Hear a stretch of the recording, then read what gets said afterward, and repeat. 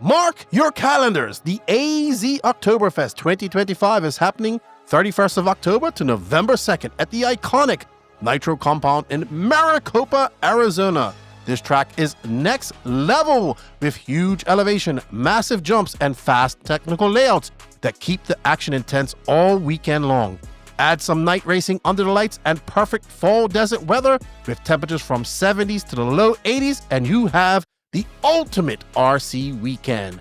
Classes include novice, sportsman, intermediate, pro, 40 plus, short course truck, and you have the open class. This is for any skill level as a second buggy class. And of course, they have a 16 and under class with their dedicated 16 and under final. Race and hang out with RC stars like Ryan Mayfield, Spencer Rivkin, Spencer Heckert, Camden Lime, and the Iceman, Mason Fuller. They have a massive raffle from all the sponsors that participated, live coverage by Mod Live Media. This is one race you don't want to miss. Follow the Nitro Compound on Facebook and Instagram for more details, and get ready to send it at the AZ Oktoberfest.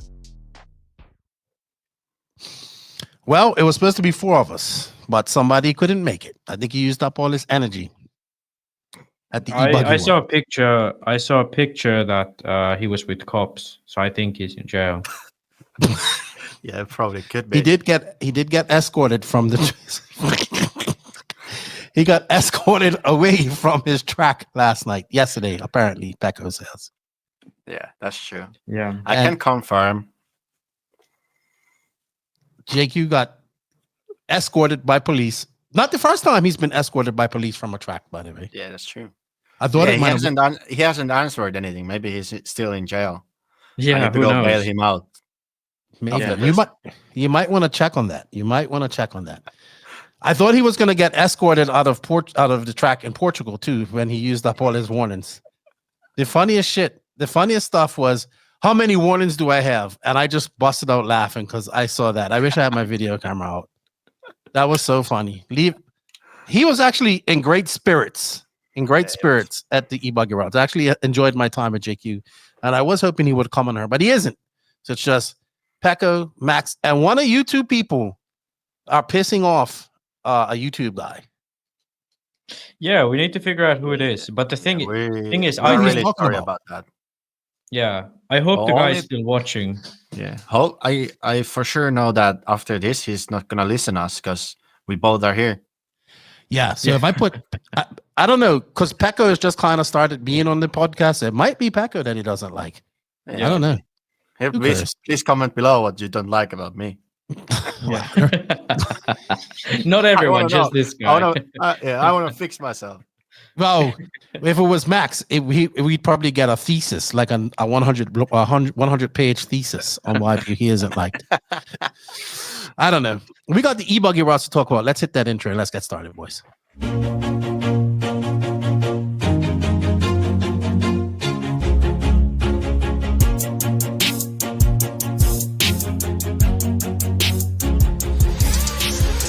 Nitro is the glory, but Ebuggy pays the bills.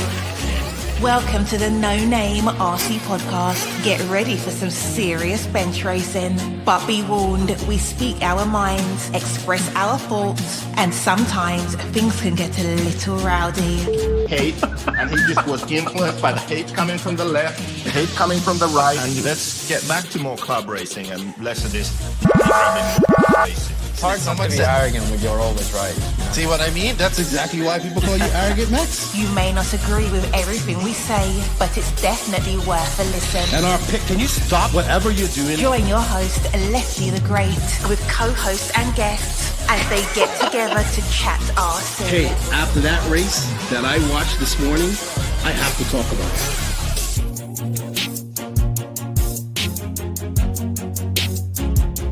There we go. $100 right here, $100 throw. Oh no! I like this.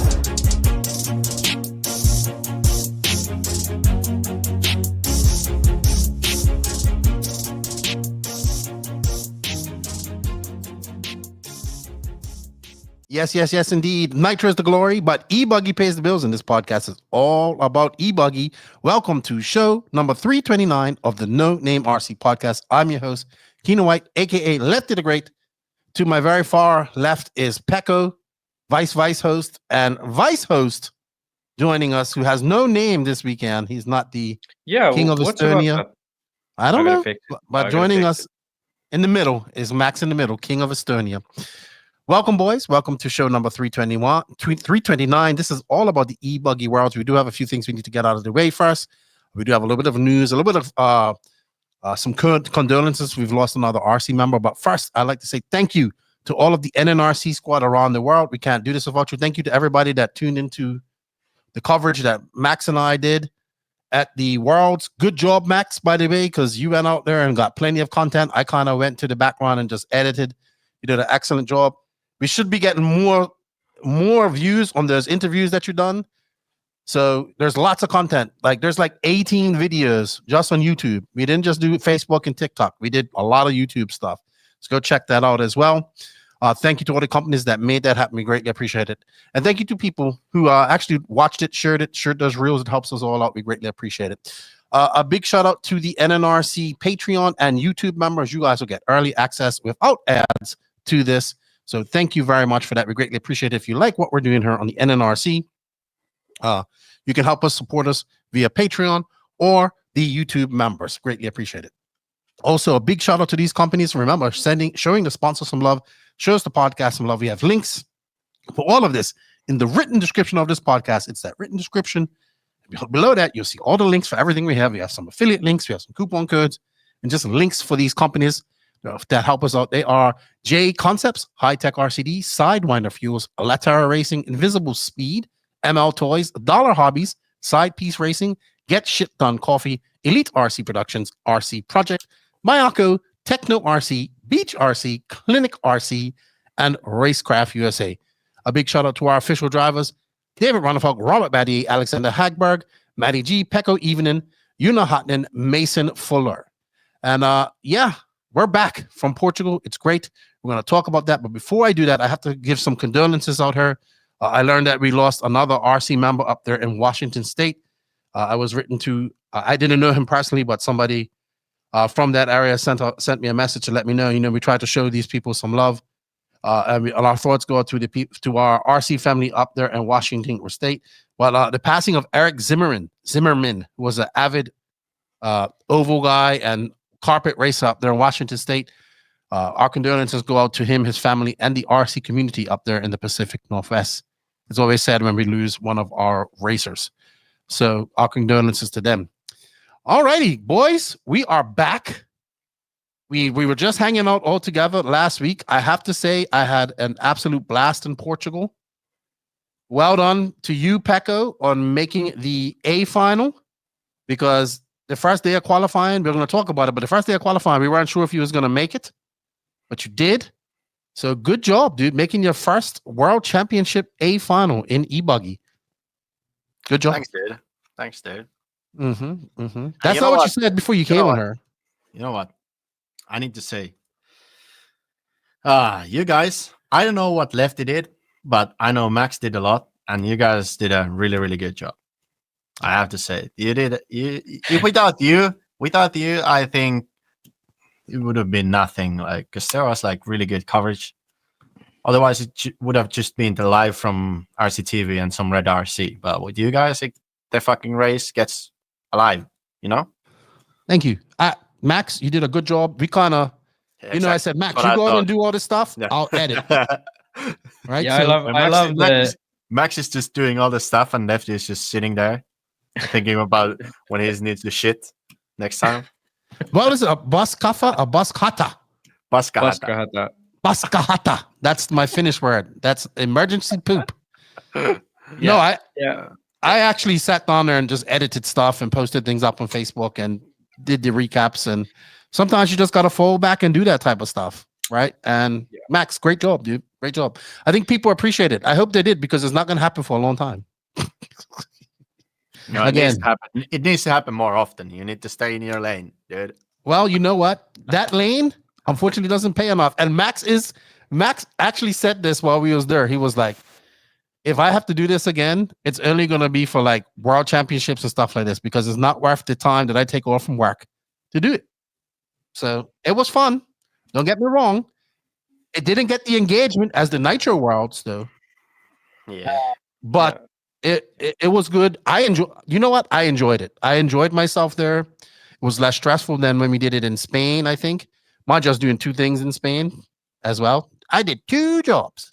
And I had fun. We was able to go. Dude, that Italian place we ate at was really good. You guys ate at it every night? Yeah. No, not the first night, but every night. Yeah. Every night we ate at it. The chicken that parm place was amazing. Chicken parm was good. It was fun.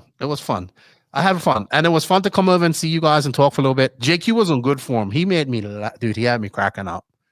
I was like, the meds are working. I was like, what are you using?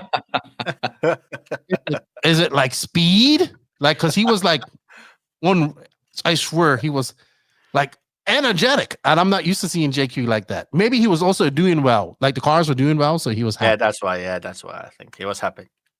If he was happy, then it would have been, this is shit. Blah, blah, blah, you know why he was happy?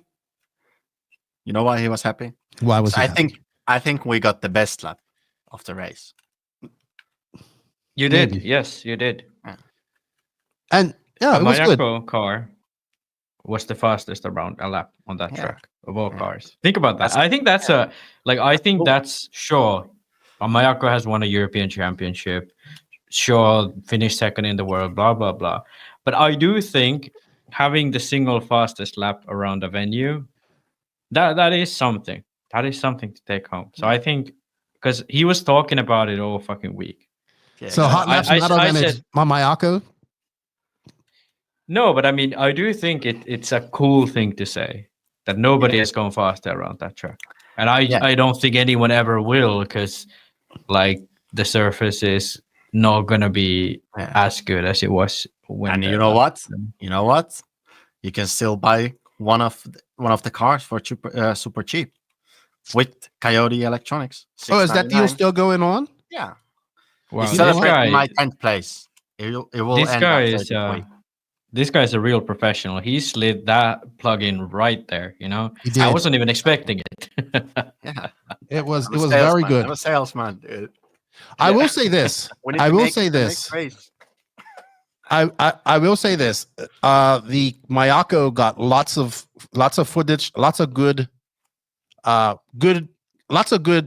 at the Ebuggy Worlds. So well done. It looked good. It's weird. We'll talk about it because you and Cav switched days. Like one day you looked really good, and then the next day you look like shit, and then Cav looked really good, and then the next day Cav would look like shit, and then you would look really good.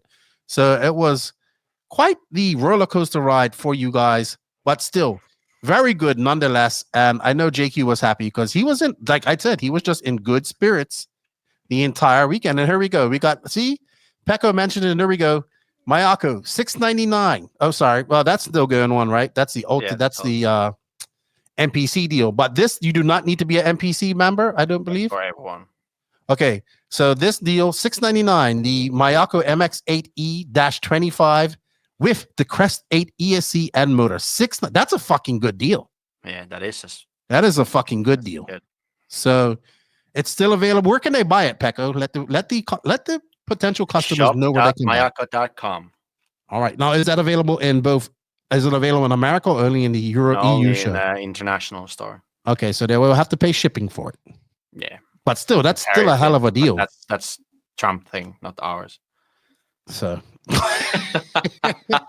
you know, I was just recording a podcast with my buddy. Well, I was editing this morning with my buddy Jimmy Woodley, and he called it the global war on tariffs or something. The global war on business or something he called it, because he was talking about the tariffs and all that stuff. All right, but that's just for the listeners. Pekko doesn't understand jack shit about politics, so you can't blame him for that one. He's heard that somewhere and he just said it. So there's no political loading behind that. No, there's no. Yeah, there was no politics from the environmental. I hate politics. Hey, you know what? Max broke his veganity too. What? What you mean? You broke your veganity. Oh, the sauce, the gravy at the banquet. It wasn't gravy. It was gravy. It was mushroom sauce. Dude, that's all right. So people out there who are listening to this, Max is a vegan. He won't eat this. So he ate at the banquet, right? And he had rice with brawn gravy with mushrooms in it. And I told him that gravy is made from beef stock. You can make gravy without beef stock. I am 100% sure that is not made with vegetable stock. You know that. You know what happened after the banquet? The funniest thing ever. It's like this is like a movie thing that happens. So we went with like Max drove us home, me and JQ. JQ was at back seat of the car, and I was in the front seat. And there's a speed bump in front. JQ has a like, I don't know, what was it, gin tonic or something like that in his hand. And then Max just full throttled the speed bump, and the car just bounced, and all of the gin tonic from the cup flew straight to my neck, everything. And I was like all wet. My t-shirt. I was laughing my ass off with this. this. Like, come on, JQ. And that was like straight from movies. Like, wow. That happens only in movies, and that just. Oh hey, we almost got pulled over by cops because we was racing around a roundabout. Oh yeah, that was close. Yeah. That was also my first experience in an electric car. Fuck, that thing was fast. Oh yeah, for sure. You never been in an electric car before? No, and then I drove it. But I drove it that night because Pekko and JQ were inebriated, and JQ was on fine form again. When is JQ gonna learn when he gets drunk and he's having a good time? He likes to throw people over his shoulder, right? He did it to Joao, and he did it to Joao's girlfriend. And remember the last time he threw somebody over his shoulder? He got a slap, and then it ended up being a fight, and it was DNC, and tents got slashed, and ferns got broken. He needs to stop putting people on his shoulder. Yeah, it was ridiculous because people was dancing, and JQ would come pick them up one by one and taking them behind the tent, and then he would just come back and pick another one and take them behind the tent. Once again, JQ is the life of the party at the.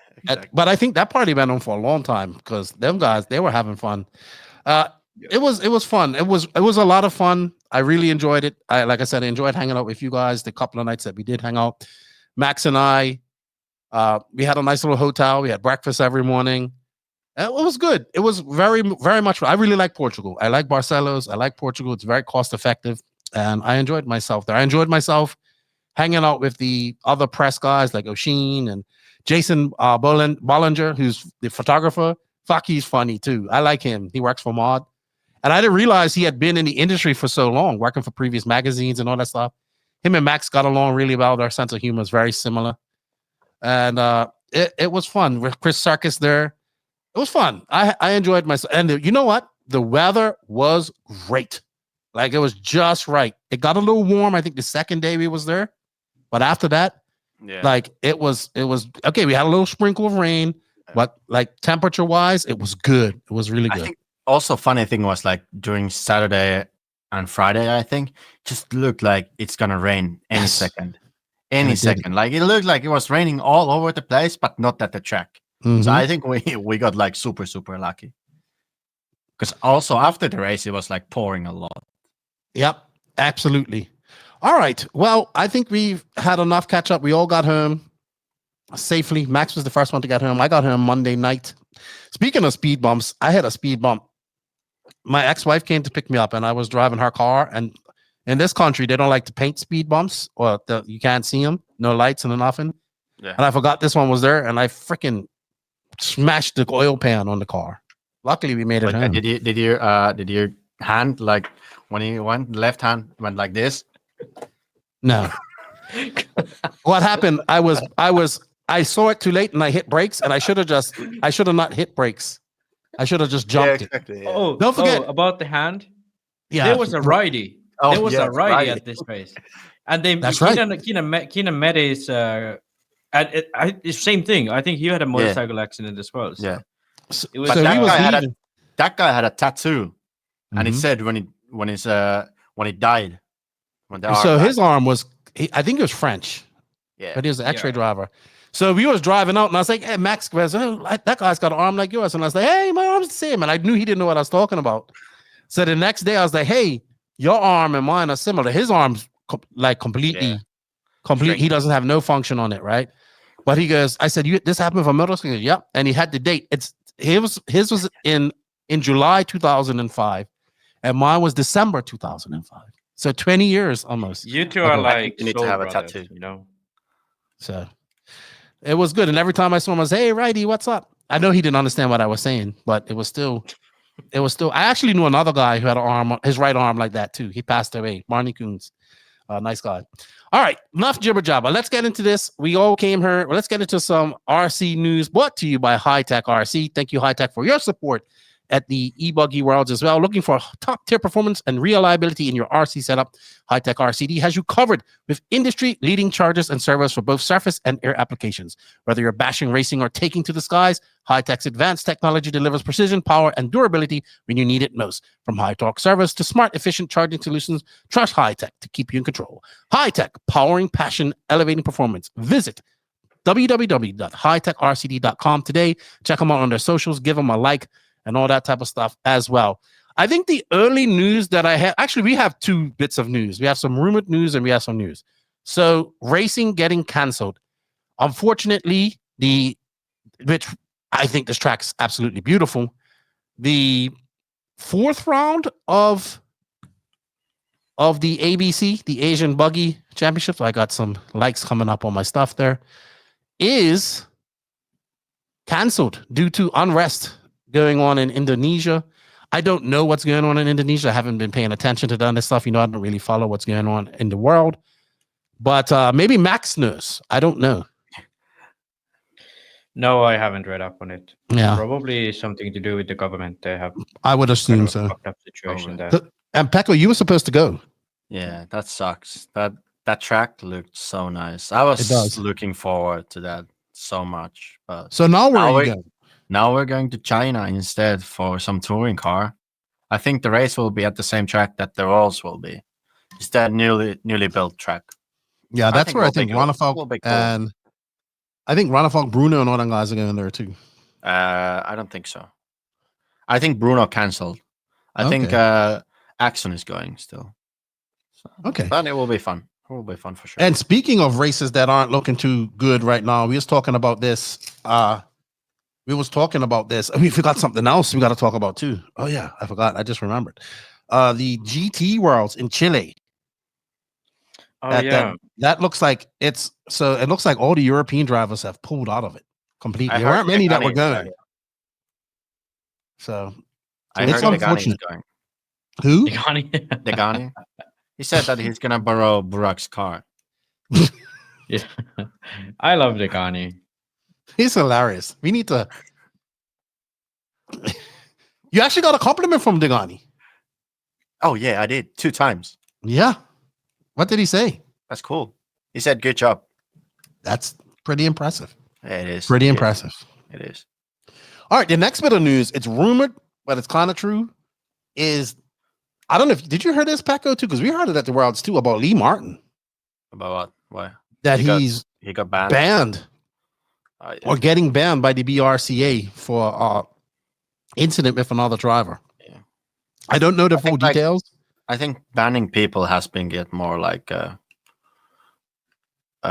more used to in RC lately, Well, JQ knows about being banned. Yeah. And escorted. Yeah, you almost got banned too. But apparently this happened at the race that Neil Craig won his 100th race at National, and he got in it with, who did we say it was, Max? I forget who it was. Anyway, him and another guy got in an argument. Holsford. Was it who? I think it was either one of the Holsford brothers. It wasn't the Holes. No, Hosford. Yeah, I don't know which one it is. But apparently there were hands put in each other, but nothing too major, like not even a push. But from what I can tell is that the BRCA has suspended him from running Robin Hood, or is trying to suspend him from running the final national in lieu, because they haven't decided what to do with him yet. And I don't know how I feel about this. I feel like I like the BRCA because they've been around for a long time and they're pretty stickler to rules. But fuck, man, they could be a stick in the mud. Like they need to understand that people are going to have arguments, right? And not be happy. But I don't know the full details of this. I think the best way to solve this kind of problem is that just boxing match. There you go. A boxing match. Make a boxing ring next to the track every race. I don't know what Max is doing. He's clicking away. All right, let's get into things here. Any more news to add before we get onto this? We don't know the details with Lee. That's just what we heard at the Worlds. Yeah, and it's kind of an uncertain situation because like there's been no official statement about anything. I heard this thing that they'd give him like what you call it, like a penalty until they decide what the penalty is. So it was like a weird one. That he had a ban until they decided what they're gonna do with him. Yeah, so that's what I heard. But then again, like there has been no official thing. But then if they haven't decided yet, then obviously there wouldn't be anything official yet. But it's yeah, I mean, if he actually did something, which from what I understand, he did have a physical altercation with someone. Now, to what extent, no idea. I do think there should be some ramifications, but I don't know if a year ban is it has to be quite that he actually has had to physically threaten the person with violence or like do violence on that person. That I think it would be a deserved penalty. But yeah, obviously we don't know anything about it other than the rumors. Yeah, I don't know either. All right. Well, let's get on to the Ebuggy recap. And that is brought to you also by Side Piece Racing and Latara Racing. Elevate your RC experience with SidePieceRacing.com, North America's exclusive distributor of top-tier brands like Automatics, Roche, Wild Turbofan, Montec Racing, Corsetec, Phoenix Racing, and Willspeed. Remind me about say something about Willspeed. Whether you're seeking precision engineered car kits, high-performance batteries, or aerodynamic bodies, we've got you covered. Enjoy fast shipping, exceptional customer service, ensuring you get the best gear when you need it. Visit SidePieceRacing.com today and race ahead of the competition. Let them know that you heard about on the No Name RC podcast. Also, step up your RC racing with Latara Racing, who are a proud sponsor of our coverage over there in Portugal. Thank you very much. One of Sweden's premier hobby shops and tracks dedicated to racers, featuring brands like Xray, Hobbywing, Zoo Racing, Coyote. They provide everything you need from precision chassis to high-performance electronics. Whether you're at the track or upgrading your setup, Latara Racing caters to racers who demand the best. Visit latara.se or stop by our track for the ultimate RC experience. Latara Racing, built for winners. Max, did you see that new Willspeed B7 conversion that I posted up on the Facebooks the other day? I did, but it was kind of like a teaser. So couldn't see like the whole thing, but it looked cool. It looked interesting. Sort of a inboard bell crank shock geometry. So very similar to the what's the brand now? Well, okay, not similar, but the same idea essentially as the what's the brand called now? Inspire for something like that. Not sure. Anyway. The four-wheel drive buggy that they had. They are gonna make 2WD also. Just posted something. 2-wheel drive. Yeah, everybody. Yeah. I think it's called the Inspire. 2WD. All about the WDs. 2WD. All right, we'll probably geek out on that next week a little bit, Max and I. But let's get on. If the first ever IFMAR 1/8 scale electric off-road buggy world championships took place at Barcelos, Portugal, at the Ebuggy Arena, August 26th to 30th. Luckily, I changed my flight because I'd have been flying in Thursday for this because I thought it was going to be a 3-day event. But I think the excitement about this was that it was the first ever Ebuggy Worlds as well, which I think has been needed for quite some time. And what really was exciting was that we had a contingent, not all the contingent, but we had a contingent of Americans coming over to Portugal to this racetrack, which I've been telling people to come for quite some time. And that makes it exciting for me when we get the best from Europe, the best from Asia, because the Asians did very well as well, Japanese. And then we have the best from America showing up. It's great. So that was exciting. That's why we like World Championships. Ebuggy is a very popular class. Maybe it's popular in Europe, but not as popular as it is in America, I would say. And yeah, it was good. First one ever. I went to the World Cup of it last year, which was held in a different track in Portugal, in Guarda. And that's some archaic rule from IFMAR that you have to have a World Cup prior to a World Championship. And I knew that the people at this, I knew this track would hold a great facility. They've held 2 European Championships prior before. They did have the European Championship back in June, early June as well, which Pekko attended, and David Ronefalk won. So let's start off with a picture of the track and the changes that they made from the Euros. Max is on it. So, Pekko, you got to race on this track a couple of times. They do keep features of the track like this. That sweeping corner is one of the features, and a lot of features stay the same, like this jump section in the middle on the second lane here was the same from the Euros. But they did change quite a bit to make it a little bit more challenging. And challenging it was, because the quad was what challenged everybody pretty much right at the beginning. So, yeah, I don't know. Pekko, you drove on both of these tracks. Talk about it. You drove on the Euros track and you drove on this track. Yeah. I would say only a couple things played the same in this track as the Euros. It will be the coming down the straight and the straightaway, and then the far right corner table. That was kind of similar to the Euros. Everything else, like all of these same kind of corners, what you said, they played a bit differently. Because, for example, the end of the straightaway, last time you can just come in really fast and just continue, go on. Then you have now there's sort of jump you like rolled over and you jump the jump. It was a bit weird to drive this jump, but like the corner was the same, but you didn't drive it the same. So I would say it was totally different. And then this long sweeping corner in the middle, that's also like you were punching it all around.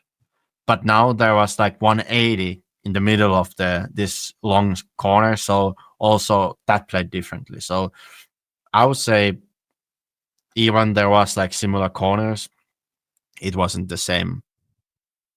And also the quad, that was really hard because there was the corner was like straight after the landing and it was quite dusty, so it was quite hard to get into the corner if you are not perfect, like if you are not landing it perfect. So all of the people went triple single, and also the jump in the middle in front of the driver's stand, that was hard at the Nitro Euros, but in Ebuggy it was just easy because you have plenty of power. And yeah, I would say this track was the best layout they have had on this track. It was really enjoyable to drive. Like all of the corners were nice, actually. This is probably one of the only tracks that there wasn't a part that you're like, oh my god, I hate to drive this corner, or I hate to drive this jump. The track was quite technical and it was super fun to drive. It was super nice. I really liked it. Yeah, what would you say? Okay, of course, as soon as we saw this track, we got a lot of Americans saying it's on-road of jumps, it's just on-road of jumps. It didn't stay like that. It did get a little bit rough, but I would say at the very beginning, it was definitely rough. It was definitely very smooth, high traction, because they had put it on the fresh glue, but it started breaking up on the first day, if I remember correctly. Yeah, it starts breaking up quite fast because if they don't put enough glue on the track, it's not as good. And actually, I don't know. I feel like these people who are saying that this is touring car with jumps are a bit stupid. Like, I would agree with you because you know what? Still an off-road car. It's not a touring car. It doesn't have closed shell body on or something like that. It's an off-road car. Yeah, it's flat. Who cares? But there's jumps. There's real jumps. So I wouldn't say if there is a carpet, then you could say maybe, but still it's an off-road car. Like 10 scale is an off-road car. Still off-road. It's not the same as touring car. Okay, I hate those comments that this is touring car with jumps. It's just different kind of off-road. Okay. What I like that rant. SUVs, like you buy an SUV, they never go to the mud to drive it. They always drove it on the asphalt. That's fine. I don't call that you buy an off-road car and drive on the street. I don't care. You can do that if you want. So you can go and drive your RC car on the asphalt, and I don't care if it's an on-road car or off-road car. So what? Yeah, and to be honest, I think the silliest part about this is these tracks in general have a lot more elevation and sort of off-road, like real off-road features Yeah. than a lot of the American ones. Like Yeah, the exactly. American ones is just it's a flat, like a horse field with a few knobs that you jump over. You know, if you really boil it down to the very simple part of it, like Yeah. I think if you think about like real off-road, like you think about the Dakar or you think about like motocross, even like OG motocross. It's not that you have like a triple. What the fuck is that? Nobody's heard of a triple. You know what they've heard of is elevation. You go over off camber turns. You go over big hills, stuff like that. And then sure, being rough is a big part of that. But this sort of supercross style tracks that a lot of America has, it is also a very sort of specialized way of racing, and it has nothing to do with off-road. It's supercross, you know.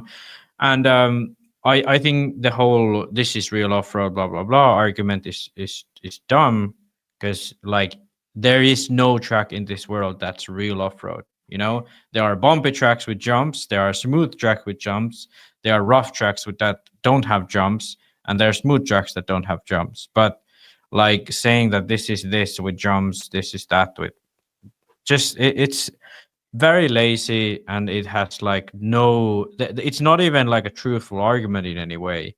So like you could say that, oh, this is high grip and I like my cars to slide, fine, you know. Like that's a fair argument. Or then you could say that, oh, it's too smooth, I like with bumps, okay, fair. But that doesn't make it any more or less off-road in that sense, because there isn't real off-road anymore. What anyone would describe real off-road. Real off-road is that you don't have pipes on the track. You drive off the fucking road. That's what it says, you know? And I think that's something that really needs to change in many people's attitudes. And don't get me wrong, I'd like it to be so that not every track was like this. And I'd like it to be that the tracks weren't this high grip. But it's not the end of the world to have tracks like this. Yeah, I agree. I also think the people. No, I mean, I was just going to say that at the end of the race, I think this track was great. You know, there was bumps. It wasn't high grip. It was really technical. It's difficult, and it really separated the fast guys from the slow guys. It got very slippery and dusty. Yeah, I would say that people complaining about this track being high grip and all that type of stuff, if they actually drove on the track and went there, they would love it. And they would see how difficult it is. Exactly. Right? They would also see how difficult it is, because I think the flattest corner on this track is probably the one at the end of the straightaway. Yeah, and, probably. And that's not even that flat. Yeah. Right. And like when you're going those 180s that are before the straightaway, like coming up that very left-hand side, they're all on an angle like this. Yeah. You know, and look, people want traction, and you have traction the first. You had too much traction the first couple of days. Yeah. And people like, well, it eats tires. But guess what? Regular tire, like ball tires, kind of work on that stuff as for a while, right? Maybe not in your skill level, but for guys like me who just happy to get around the track, yeah, this track is not easy. If people are very confused if they think that this track is easy, it is not easy. And I guarantee you, other people complaining would be the first people to say, "Oh, I like it," because they would have traction. The cars would be clean, and they were like, "Wow, I've never even driven on nothing like this." Does it come down? Do you have to set up your car differently and be more keen on setup? Absolutely, you do. And you have to have a different driving skill. I would say, I talked to Julian Oliveris. It was his first time coming over to race in Europe, and he said, "I thought carpet racing was twitchy." He goes, "This is what, like, I'm turning my wheel like this, because that's how sensitive it was the first couple of days." But I think it's a great track. Car setup. Yeah, good bit. Set up the car easily. Yeah, but yeah, that's the case. I think now a few things to mention before we do that. Can I say something? Yeah. I do understand that the Americans don't have tracks like this over in America, so it is a big adjustment for them coming over and racing on something like this, right? Yeah, me So and I do Pekko, we understand that. I definitely do have appreciate this. that. Yeah, me and Pekko, we definitely have this in Finland for sure. It's not like all of our tracks are, muddy and bumpy and dusty and made from some fucking dirt they found at the bottom of a lake, because that's what we That's have. just being sarcastic. And then Koki Kato, that guy who finished won the B main at this race. Have you seen what kind of tracks those guys run? It's He's kind probably of like, running the same as Canas. yeah, The like potato field. I think sure it is a valid argument that people don't have tracks like this and so on, but Phend came in to run with the Xray team. Xray won the Euros at this track. Xray had very good success from the first day on. Rose came to run with the associated team. The associated team has very good success at this track before. Pekko made the main with their car. Ongaro has had great success at this very venue. They know how to set up the car. Same with Infinity. That's why Koki did well, because Bruda and those guys have done well at this track. The only people I can say that you don't have tracks like this, and I'll give you the benefit of the doubt, is Techno. Because Jaw is their only guy, and Daniel. They are their only guys who race on tracks like this. And even they did a bit iffy this week. And for them, even they themselves say that the high grip conditions are tough for them, even though they race on them consistently. So when they go to, like, let's say Montpellier, where it's slow grip, or the somewhere else in Europe where it's lower grip, they prefer that, So I'll allow that argument for Mayfield and Wiggins and Bourdon, but I won't allow that same argument for Phend or Rose, because it's not about that. It's about something totally different, and we're going to talk about that later. But yeah. Let's finish up on the track. As we said, it was extremely high grip. Surface was having some high abrasion, mostly for chassis too. Chassis were taking a pounding as well. Yeah. And one of the big things that's made this track better was when nitro cars are running and they put on the natural oil exhaust. And that's when that dark black line kind of forms, and it gets greasy where your car slides more and it's more forgiving, right? It's kind of dialing away traction. We didn't get that this time because there was no nitro cars running on her. And also, like we said, the track started to break up early. I mean, Magello and those guys were out there patching with the glue. That quad that everybody kept hitting, it was like that dust goes everywhere. And you may not see roost coming out of places here, right? It's not that type of dust. But it was not far away. It wasn't not far away during the first day of practice, because the jumps were difficult because they were really short accelerations and long jumps. And with that amount of power, it's really hard to time them. So people were casing them a lot. And every time you case, you open up a layer of the glue. And I'm pretty sure there wasn't a section where there was no dust at the end of the day one and even day two. So the dust really played a much bigger role than it ever has before in Barcelos, I'd say. I mean, Pekko, you'd know the best, but the way it looked like it was actually a big thing. The dust, even in when the grip was still high.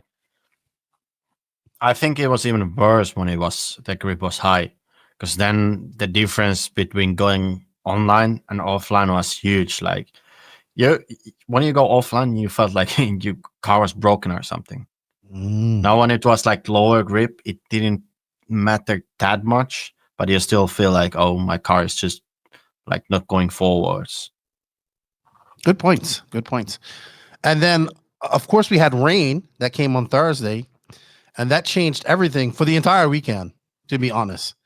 And the lap times were 2 seconds slower initially. They fixed the holes, but they weren't able to harden up, and they kept opening up, right? Especially like there was a hole right off the straightaway in that turn.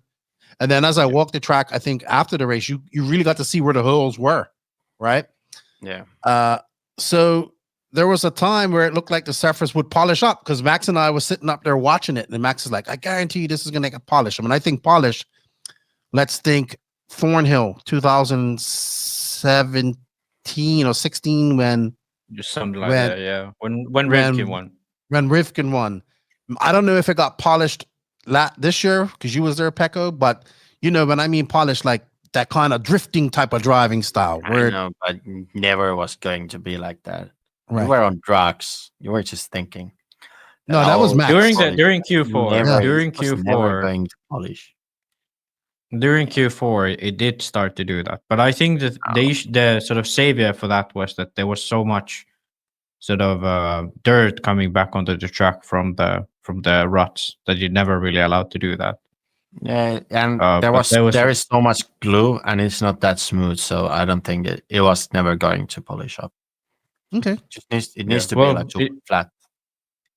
Yeah. Well, it never did polish up. So Yeah. but there was a point in Q4 definitely where they're just driving on the track and he was drying and it got more slippery. But then the grip picked up again for Q5. Yeah. Track was significantly more forgiving in terms of grip then after that. It became more a lot, I wouldn't say easier to drive, but you didn't get that edgy traction rolling that you was getting the first couple of days, which funny enough, which are the first days that Phend was the fastest, those first couple of days. And the line was super narrow, right? It got even more narrow. And without the exhaust, I think the times I've been there, the line was a little bit bigger because the exhaust was getting thrown everywhere and tracked over. So the line was very narrow. And then, like I said, when I walked on the track after the race, you can see how dusty it was in the corners. Especially for a great example would be where that quad was, right? You could quad it, but you would land, if you didn't land right on the inside, you were screwed, right? If you land 2 feet or a foot too wide, you get out in that dust and just push right out to the very end. So quadding lost all its speed, and that's where the triple single was a safer bet. That was the big problem. It wasn't the fact of that you couldn't do the quad. People could do it. It was rather the quad was faster because it was the margin for error was so much more narrower, right? Even if you're just half a foot offline, you just go right out to the outside there, and you have to come back out, get back in, and while that triple single just zigzag right through. The track was not as smooth as people think. There is iterations. There is bumps. Maybe I think Max, I got a picture of how it got rough because Max went walking around looking at the track. We'll bring up some pictures of that. I got them here, Max. I'll bring it up. Maybe you can iterate on that while I bring up the pictures. Yeah, I think that's sort of a big thing. The ruts started forming already on the first qualifying day. But the thing then was that after first day of qualifying, they for the seeding day, that's when the ruts started forming. But after seeding, they fixed the track, they filled the holes, and they re-glued the track. And then first qualifying day was good, and again, some of the ruts started opening up, and they again did that after the first qualifying day, fixed the track, filled the holes, so on. And then on the second qualifying day, when it rained, the holes really opened up because obviously when it rained overnight, the patches that they put on these holes, they never dried. So when the cars drove over them, they just opened up the holes even more. And then after that, they never really, they did try to fix the holes, but there was, to my understanding, a bit of a kerfuffle between Miguelo and the race organizer on what to do with the track, and they kind of fixed it a bit, but like it never was smooth again. So from Q4 onwards, the track was actually that you had to drive around the bumps quite a bit. You have to take them into account, and I think for once that's actually what hurt Cav the most because he was driving very 10 scale style, sort of point and shoot.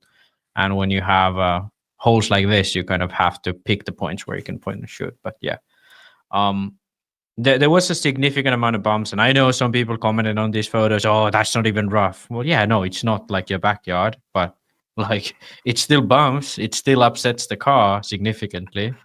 And combined with the fact that you have a high grip line and your car is set up a certain way to be fast on that, it does provide a very, very different challenge. So that was a feature that I don't think we've ever seen in Barcelos, at least not to that extent. Another thing I wanted to bring up is that this layout it was like significantly slower than any of the layouts I'd seen Miguelo do in a while. So Buggyland, that's like sort of Miguelo where he's kicked off. And then he did the Ongaro ring track for the Euros, and he's done the IBC tracks and the tracks for Barcelos in general. And I think this is by far like the most slow speed sort of technical, chicane back and forth tight track that he's done. I don't know what you think, Pekko, but I think that was something I noticed from the very early on, that you really never went to a corner full speed. There was like one corner, the sort of sweeper in the middle, and then the corner at the end of straightaway where you went full speed. But even at the end of straightaway, you really braked before you went in there. So not the sort of style we have a Red one where you'd be going all out, you lift and turn. There was not a corner like that. Yeah, sweeper, but like apart from the sweeper. And most of it was low speed. There was not like a medium speed corners that much. So yeah, very different. Yeah, I would agree. It was quite slow. Like it's not the normal kind of Miguelo's track. Like there was more, like you said, it was more technical, and also like I used like I think 4,000 milliamp like during 10-minute run. So that's also like you can see from that you're not using that much. And like compared like my testing in Estonia, I had to go like probably 6-7 degrees down in boost and like almost 10 in turbo to make it feel like really good. So yeah, that I think that shows that it was really, really like slow speed track. I want to reiterate. We're talking slow speed, but I still think it's faster than the average American track that you're going to run. And but that's because it's high grip, right? But I think on this kind of track, your setup is even more like it plays even more because you need to accelerate and you need to be like super fast in the corners. Exactly. Like which makes those slower speed. They're not like full throttle. Which makes those bumps that look small compared to bumps that we see on American tracks. With the speed that you're carrying through there and the elevation change and the angles, like you saw one picture there, that's going on the hill going down to straightaway. It's literally on an angle like that, like that. That's the angle, right? Okay. So I think all of that combined, while those may not be erroneous, enormous craters like we see at DNC or that we see at Silver State, when you combine the high traction plus the speed and the corner speed that these cars are carrying, it kind of amplifies that, in my opinion. And that's what you can't really tell unless you're there watching it all happen or driving on it. All right. Also, if you guys want to get a really up close and personal look at the track, Pekko and the wizard, Jared Wiggins, and Max actually did a very good track walk of the track. It's on the NNRC YouTube. We actually leave a link for it in the YouTube. I'll leave a link for the whole playlist that we did because there's a lot of good information and some laps up there, up close and stuff. So check it out. Thank you to Jared Wiggins. Thank you to Pekko. And thank you to Max for doing that. Do we have anything to add before we move on to the racing about the track? Not really, but I do think it's worth mentioning that some of these tracks that we have, it's kind of like you have to push to your limit to be fast.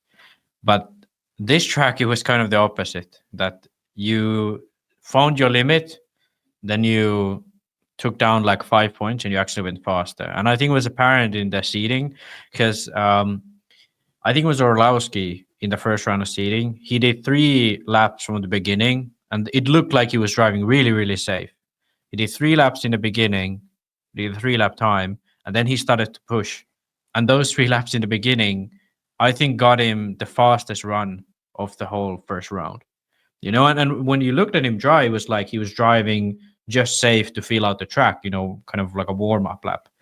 But then after pushing, he just went slower and obviously made mistakes on top of that. But that's something that people kind of, even the top guys, they never went 100% like all the time. Sure, there was sections where Ongaro pushed and sections where, well, obviously Canas and Boots pushed because they always push. But I think the sort of way to go fast was to be on a good rhythm and be able to do that. And I think that's why the mains were maybe a bit of a snooze fest, but we'll get into that. Absolutely, because we got to talk about practice. It's all about practice, you know. Practice. We're talking about practice. And that is brought to you by Techno RC and Dollar Hobbies. Techno RC. Techno RC is a championship-winning manufacturer of high-performance A-scale, 10-scale, nitro, and electric RC buggies and trucks. With a worldwide dealer network, USA and Europe-based headquarters, comprehensive warranty program, and global race support, Techno RC is excellence in RC. View the full lineup of Techno RC race-proven vehicles by visiting www.technorc.com. A big shout out to Techno RC for all the continued support. They were also supporters of the NNRC content at the Ebuggy Worlds. Also, a shout out to Dollar Hobbies. Check them out at www.dollarhobbies.com. They have over 13,000 RC products in stock, plus 130 plus top brands. Whether you're a racer, basher, crawler, or just getting into hobby, they have you covered. They also have a brick and mortar shop.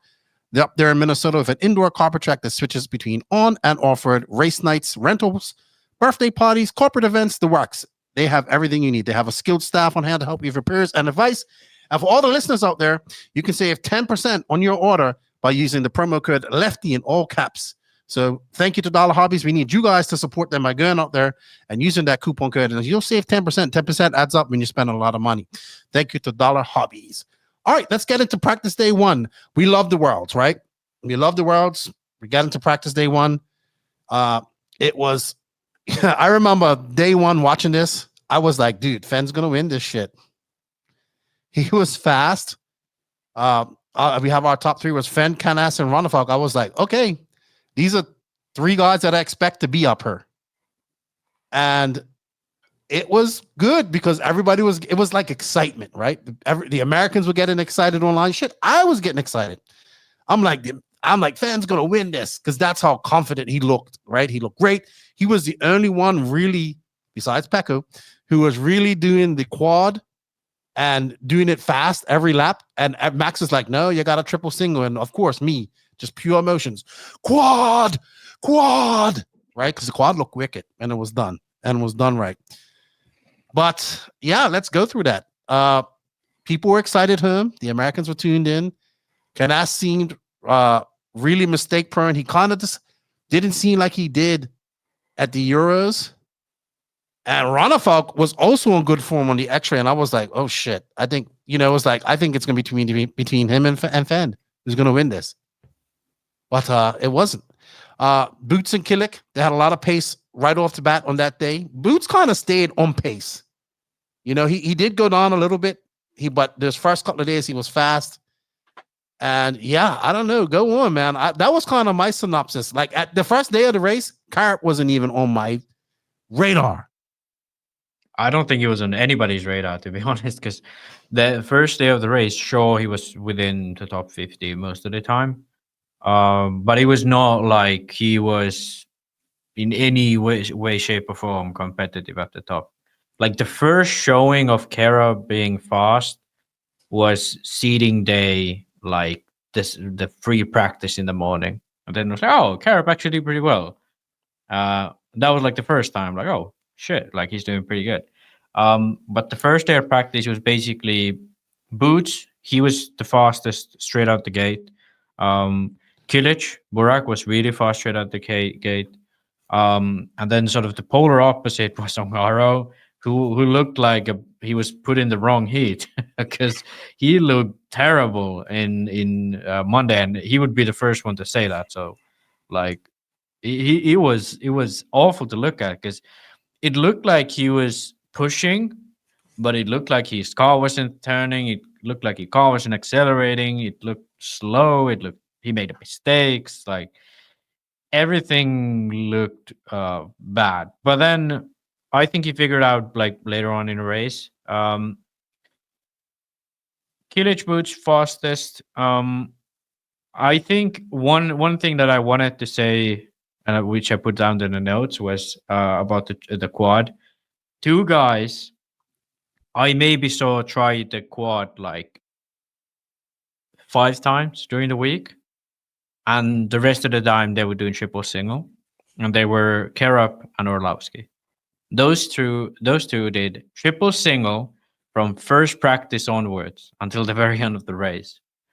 And I think I have to say that I do think it was a big benefit because someone like Phend, I don't think he started triple singling until the second round seeding or something. Same with a lot of the guys. I think even Pekko, like you did quad until the first qualifier and then you crashed there twice doing triple single. So I think it was a big benefit of sort of realizing that just do triple single and then keep doing that. And like to have that practice and comfort in it when it went later. Yeah.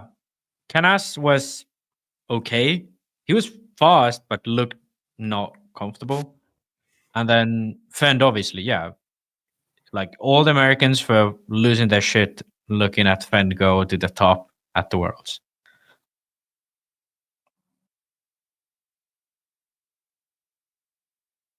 It's a moment of silence. Well, I would say I remember when we were sitting up there watching, and he was like, Kaerup and Orlowski have got the smartest line. And I'm like, no, quad. Yeah. Right. And because it was hard. It was a very hard jump. And that's it. People were casing it because they're trying to land so perfectly, right? Yeah. But and then like Fenn's doing it every lap, anytime he wants. This guy over here, he was doing it too, very far. But it was like people were flopping, like them guys were smacking their last quad, like it got so beat up. But you was right, Max. As much as I hate to admit it, you was right from the get-go that it was triple single that was going to be the winner. And I was like, no way, the quad is going to be a big factor. And it was for those first couple of days. But after that, it didn't even matter. Maybe Pekko, you went out there. Was you quad guarding it right off the bat? Was you like quad guard? I think I did from the get-go. And I was like in the seeding, I was trying to do the first couple of laps, like do triple singles just in case that I get the line and then quadding it over. And actually my game plan was to do triple single in the first qualifier, get the confidence, and maybe if I get the first day right, like all the qualifiers, maybe next day I can do like quad over. But obviously it didn't go that well, so I never had the chance to really have a pressure off and really quad the jump every time. And then I think for the finals, you just got too loose and like I think got so broken that it's just no point to even quad it.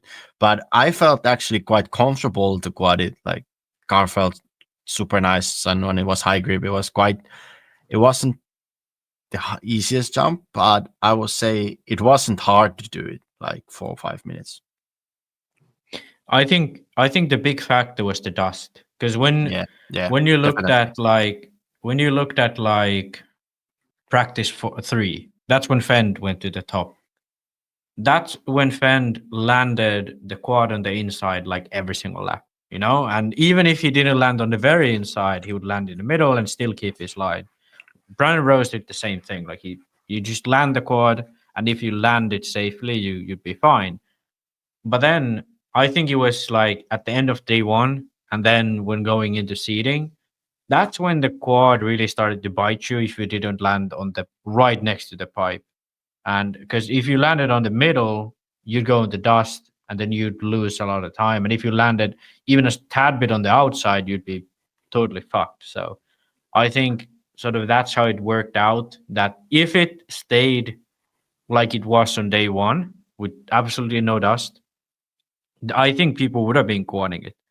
But when the dust came and I saw people spinning and the line started to get narrower and narrower, I think triple single was always going to be the line to go with. It wasn't that much lower either way. You have some video you want to show us? All right. So here's video from day 1 of Pekko. I filmed this, so it's a little shaky. And then Max took it over because he has 2 working hands. But this is perfect. This is kind of a perfect example of kind of what we was talking about. So let me hit play and we can watch it.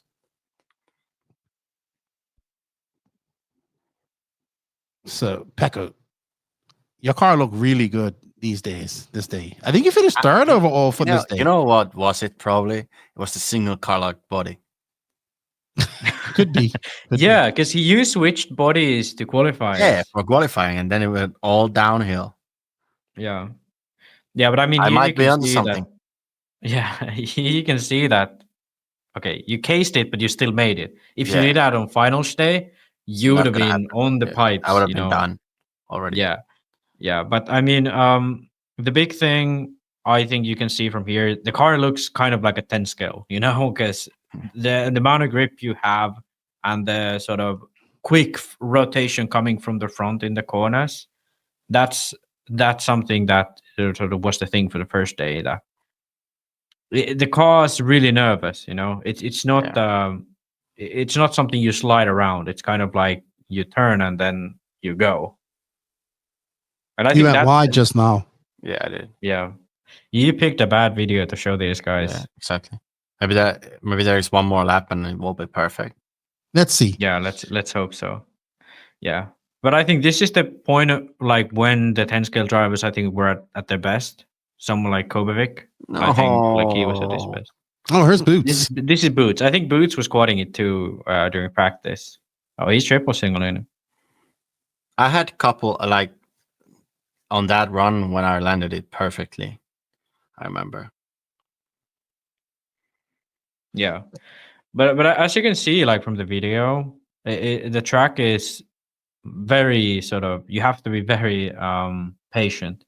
Yeah. You can't overshoot the corners. You have to be always, because it's a left right. There's no sort of place to rest in terms of like, oh, I'll let it slide out for this one, because you always have to catch it for the next one. Even this one, like if you go wide on the first one, you'll fuck the next three.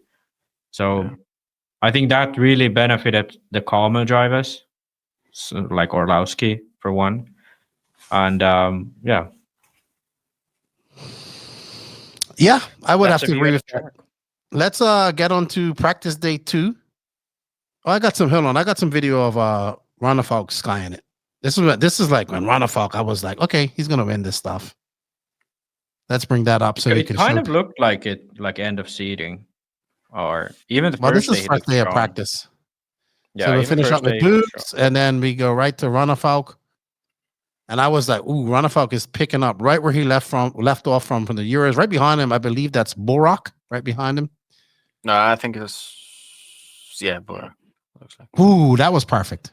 No, that was close to perfect. That wasn't perfect. The Yeah, perfect line is just like so inside that it's like you can't even see that. Yeah. You can like when you landed and it perfectly, you can get like half a second off from your lap. Really. Yeah, and the crazy part about it was that even though it's such a long jump and the grip is so high, I saw people throwing it sideways to the landing and still not like grip rolling or anything. I don't know what it was about. That was the best to do to the jump, because when you go sideways in the air, if you case it like that, you don't go there. You go towards the corner. That was the the thing when you threw it sideways, then you are clear that okay, if I like case it or you go too wide, your nose is still towards the corner, so you can still make it quite fast. Let's see if he does it on this lap here, and then we'll get on to practice day number 2. But yeah, for example, you can see there, I did a triple single and good lap. Like I did it well, triple single, and then a good lap, and then I did a perfect quad and a good lap, and that was like half a second faster. Yeah, I think if you landed the quad perfectly, there was I'd say 3/10 you could gain. Maybe not half a second, but I like think it's half a second. I think it was. Yeah, it was half a second. Because I think like drivers like Kaerup, they was doing the triple single really fast too. Yeah, that was the only section where if you shoot up into the chicane really fast, then you'd be really fast, Yeah. Because if you landed triple somewhere around the inside, sort of a quarter, sort of the left-hand quarter of the track, and then you shot to the inside, sort of angling the car over the single. I think it was really fast that way because you'd carry a lot of pace into the chicane. But All right. yeah. Let's move on to practice day number 2. Our top 3 this day was Boots, Orlowski, Ronnefolk. So like this is when Orlowski started showing pace. Boots was really on it, and I was like, woof. It's like, once again, Pekko says it doesn't matter, but he had the fastest car on the straightaway. There's Reg Electronics. We had an argument about this prior to coming on her. Ronnefolk still looks strong, and Max has, of course, he has this. Nordic drivers seen to dominate free practice. And this is also seeding practice, if I'm not mistaken. So this is when we kind of start seeing the triple single come into play and being something viable, I would say. Second day here. Yeah, for sure. But also, I think the big thing about the second day was that this is where sort of Ongaro picked up, all the sort of top guys picked up their pace, and Phend sort of kept the same, that dropped him down. Obviously, Orlowski may be a bit of an outlier in terms of the regular guys, but he did really well. And for some reason, it was, well, I mean, I guess the reason is that it really, I guess, suited 10-scale drivers, because if you think Kovacic or Orlowski, even Pekko, I say kind of a 10-scale driver, not maybe anymore, but used to be. And Kaerup, even Zalewski was fast during the second day. So there was this point where the top 10 almost looked like a EOS main, and then you had like Boots and Phend and people like that in there. But there was like times where I think the best one was there was 2 Finnish people, and then Kovacic, Kaerup, Ronnefolk, and Hampus, all within the top 12 or something like that. Okay, so yeah, that's like half of dominating. Yeah, that because it was crazy. Like Kovacic topped the last 3 practice before seeding, and Kaerup was second. I think Pekko was third. So I'd say that's pretty dominant for the Nordics. And the reason why it's worth mentioning is because that never happens, So something was definitely going for these guys. But yeah, I spoke about the Orlowski doing the safe laps and going top. That was a big thing in the seeding. And yeah, I said Ongaro was getting closer. That's pretty much the main story about seeding, to be honest.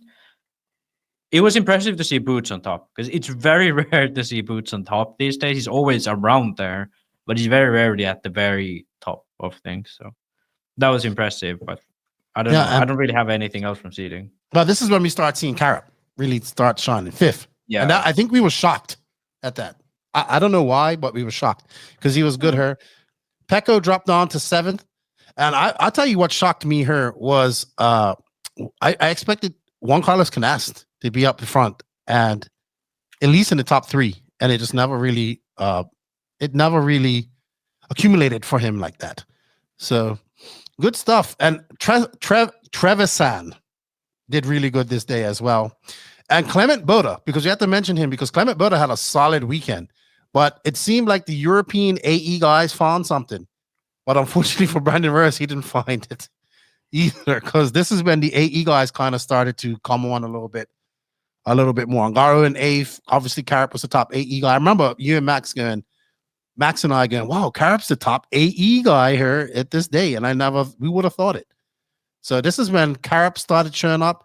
And I have to admit, my buddy messaged me and says, Karup's going to win this. He knows who he is. I'm giving him his flowers. All right. So should we move on to qualifying day 1, which would have been Thursday, if I'm not mistaken. So we're now 2 days in her, and we're finally getting to qualifying. Pekko is shaking his head like, yes, this race is too long.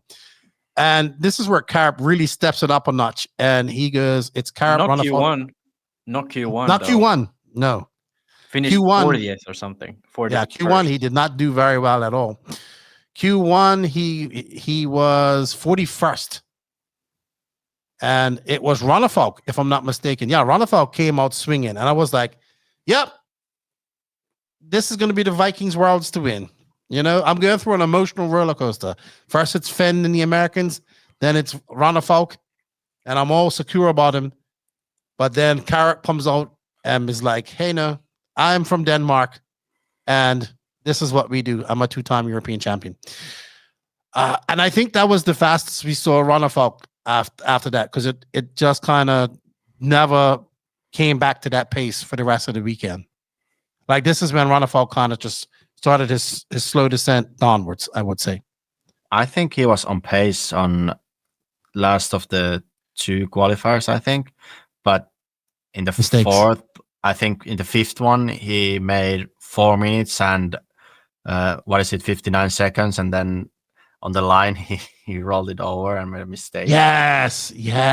And I think that got bit into his head. And then also in the next one, I think Brandon hit him somehow, and he got really, really mad, and he was just all over the infield punching. I remember his that. car. And I think that got into his head for the finals. I remember when he rolled over, because I was walking. I think I was walking to the track or walking across that bridge. I know you just heard a collective like, "Oh," and he flipped on that 180. It was like 1 meter from the line. You know, Yeah. there was That was the last like corner. a meter from the line. Yeah. And it's not like it's last corner, then you go down the straight. The line is like right there. So the car almost was touching the astroturf that covered the loop. I think that's when he came third. It might have been round 2. No, It had to I be. think it was round 5. Really? No, round 3 for Ronafalk. Round 3 he went 10th. But he did come out. He had a very good first. The round 3 was the one where he flipped on the last corner. Yeah. What I'm saying, he did have a very good 1 and 2. He had a 0 and a 3. So he looked pretty strong. Yeah. But the second round is where Kaerup kind of showed up, and that's kind of where he stayed for the rest of the week, pretty much. Yeah. And then Orlowski, he had a 6 in 2. So he looked good, right? It was poised to look like another Kaerup. Marcus showed on, I think, and that's how they started in the end. But yeah, welcome Marcus Kaerup to the top of the pile here, and King of the Mountain from here on out. Yeah.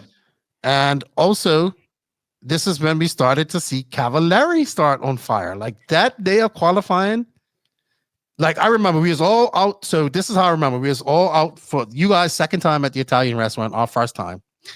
And Cav was just kind of enjoying himself. And Pekko, you was on cloud 9 because you did really well that day. And we was all talking about you. Nobody was talking about Cav. And he's just over there talking about the food. And I'm like, Cav's done. That's it. He's not going to do no better than what he's done. Because Cav was nothing at that point. He was. I think it was 30 something. I think it was 30 something. Or even Boy, was I wrong. He was in the top 30, but he barely made like the top heat. You know. Yeah. I was like, this is a wash for Cav, and he's just kind of enjoying himself for a dinner. Shit, something must have happened that night because he came out swinging the next day. You know what happened? That was the day where he kind of basically they put on Pekko's setup. Okay, so for qualifying day, you had that shakedown in the morning. They put down Pekko's setup on his car, pretty much the same car. They actually wrenched his car properly, you know, because they showed up to the restaurant very late, half an hour after reservation had started. Just so you guys remember. Cav ran slick tires in the morning, and he looked good. Like he looked actually pretty good. And I said, "Hey, you look good." And I said, "Hey, make sure your car is the same as Pekko's, because Pekko's car looked good." And then I asked Joseph, "Hey, why is his car look so stiff?" And they was like, "Oh, let's make softer rear shocks for him." And then Cav was like really excited about this setup change. And I saw him like, hey, like he is actually thinking that he has something going for him. And in Q1, he drove really safe, finished 12th. Q2, he put in a bit more effort, made a mistake, and was still 13th. And I could see from him that he was just like 10 times more confident, and then pulls out a 4th in Q3. And I think that's something that he really needed. That as soon as he got confident, he would get more confident, and he just got better and better and better. And he even said to me on one of those interviews that for the first time in a long time, I was able to give input on what I want from the car, you know? And he said like that was a big thing for him, that he felt so good with the car that he really knew, okay, if I get this, I can be faster around this track. And he was. And yeah, something clicked for him that day. And things were looking good.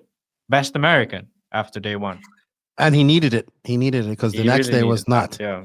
And I remember looking at you, Pekko, and you're sitting over there in the corner, and I felt so bad for you. I just wanted to go over there and give you a hug and be like, it's going to be all right, Pekko. Because Jake, you ain't doing nothing. His arguing with you. It's your fault. You're not prepared. You're not prepared. Yeah, you two had a proper argument after first day of qualifying about your driving. You know, Jake was like, oh, you're not focusing enough, blah, blah, blah. Yeah. But did you take those springs from the shocks that we discussed? We did. You did? And did you tell JQ that solved everything? Because after you took the springs away, you were good.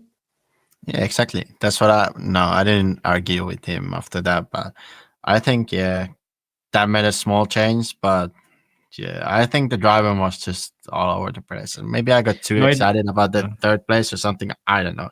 I don't really know. But I think it was the springs in the shocks. I think it was that. Nah, I don't think so. I think it was my driving. I really I didn't like, let's be honest, I didn't sleep that well during the night. I don't know why. I normally I sleep well, even though I would be like excited about something or something. So I don't know why. But then in the morning I had like weird feeling that no, this day will not be the best. And turns out it wasn't the best. But still, like, even though that the day for me was like total blowout day and like driving felt super bad and like car was still feeling fine, I just couldn't put it together. The scores were not that bad. Like, they were not like I was 50th or something. It was still, I think, 26, 22, and 18 or something like that. So it was like, it wasn't that bad. It's like the mindset was like, even though if I make like one good run, I will be in the B main. So I was like, okay, I will be fine. You looked very dejected over there. And I came over and I said, yeah, you'll be better tomorrow. You looked bad. You looked bad. I was pissed at myself that I did that. I could tell. That bad. But so I want to tell you, can I tell the story of how I felt Phend was going? So Phend came on around 1, he got a 6. I was like, okay, that's good. That's decent. Then he came on around 2 and he got a 20. I was like, okay. He crashed twice. Right, he crashed. Then I missed completely what happened in round 3. He had a DNS. So I think what happened was it was when they did the switch. So they went from where them guys had to qualify. They didn't have much time to get their cars ready. And I remember because we did a walkabout and I was asking him about his car and he's there like working on his car and he flicked the sunger of the diff out and he was fixing it. I just think they got caught off guard. I personally think that he forgot to tighten something up on his car. Because in the warm-up lap, I think his car went like this and the wheels went like split apart like that. So maybe steering link or something. And that kind of screwed people because they didn't know that was going to happen, right?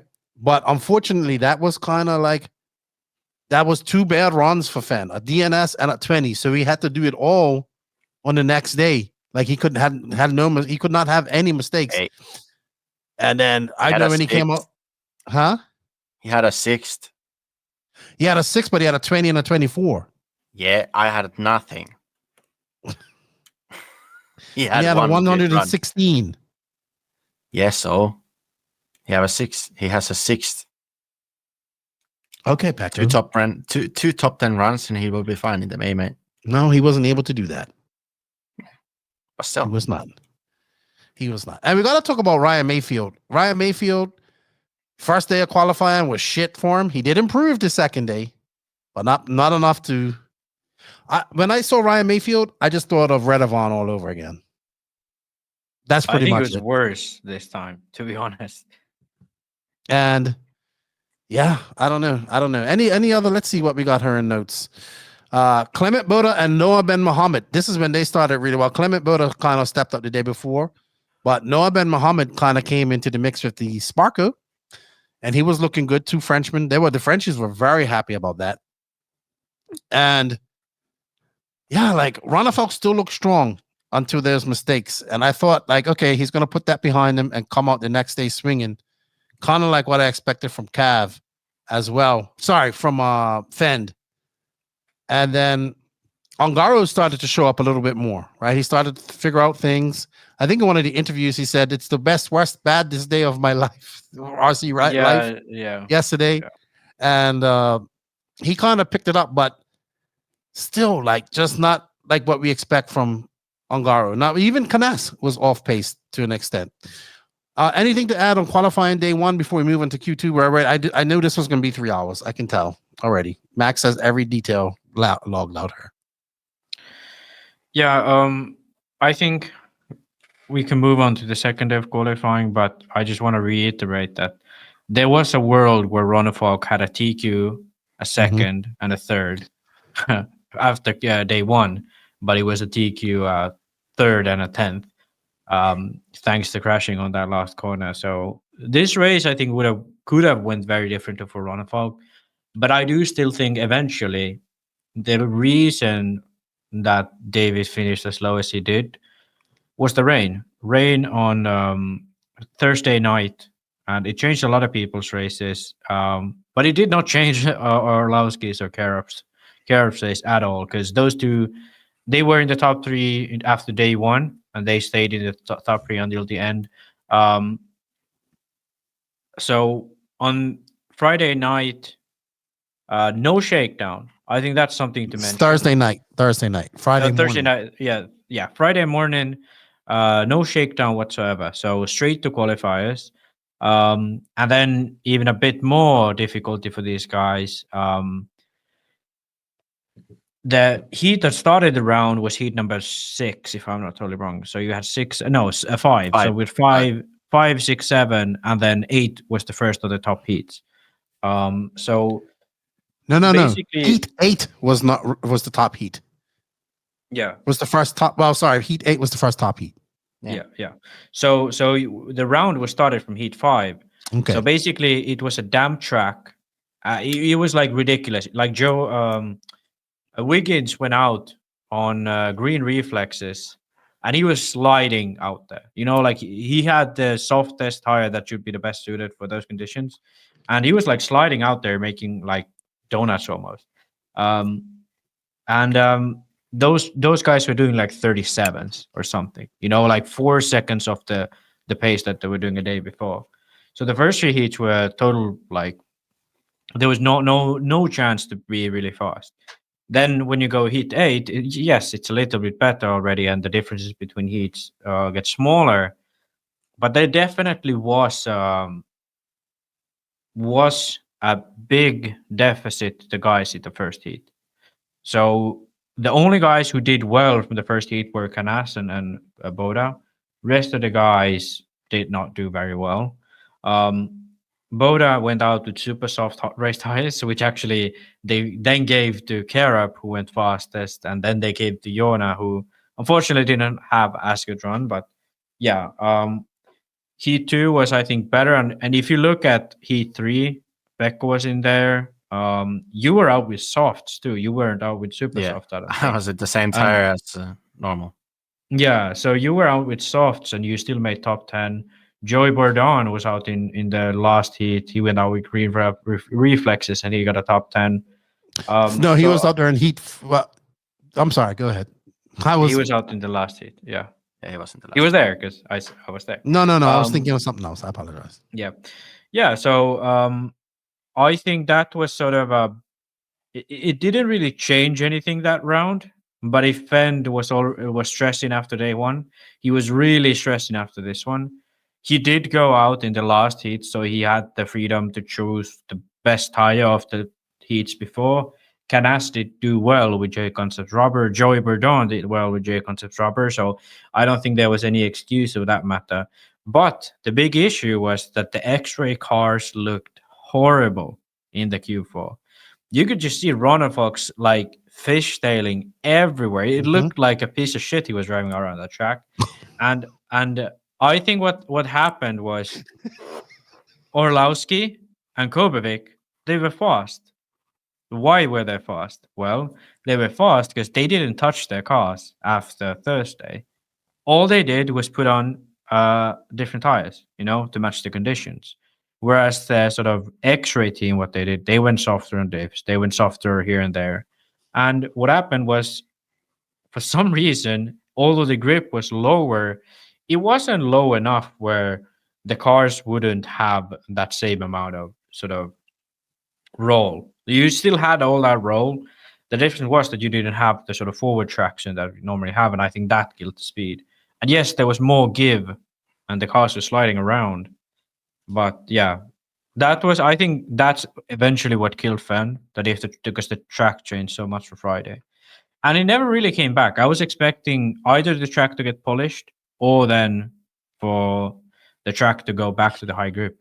But even by Q5, the guys were still a second and a half of pace. And I think Q6, it kind of stabilized there. So Kaerup took the TQ in Q4, solidified his TQ by Q5 because Runnerfolk did not get a TQ. He was the only one who could take it away from him. And then Q6, Kaerup was just testing stuff, which allowed Orlowski to take 2 TQs.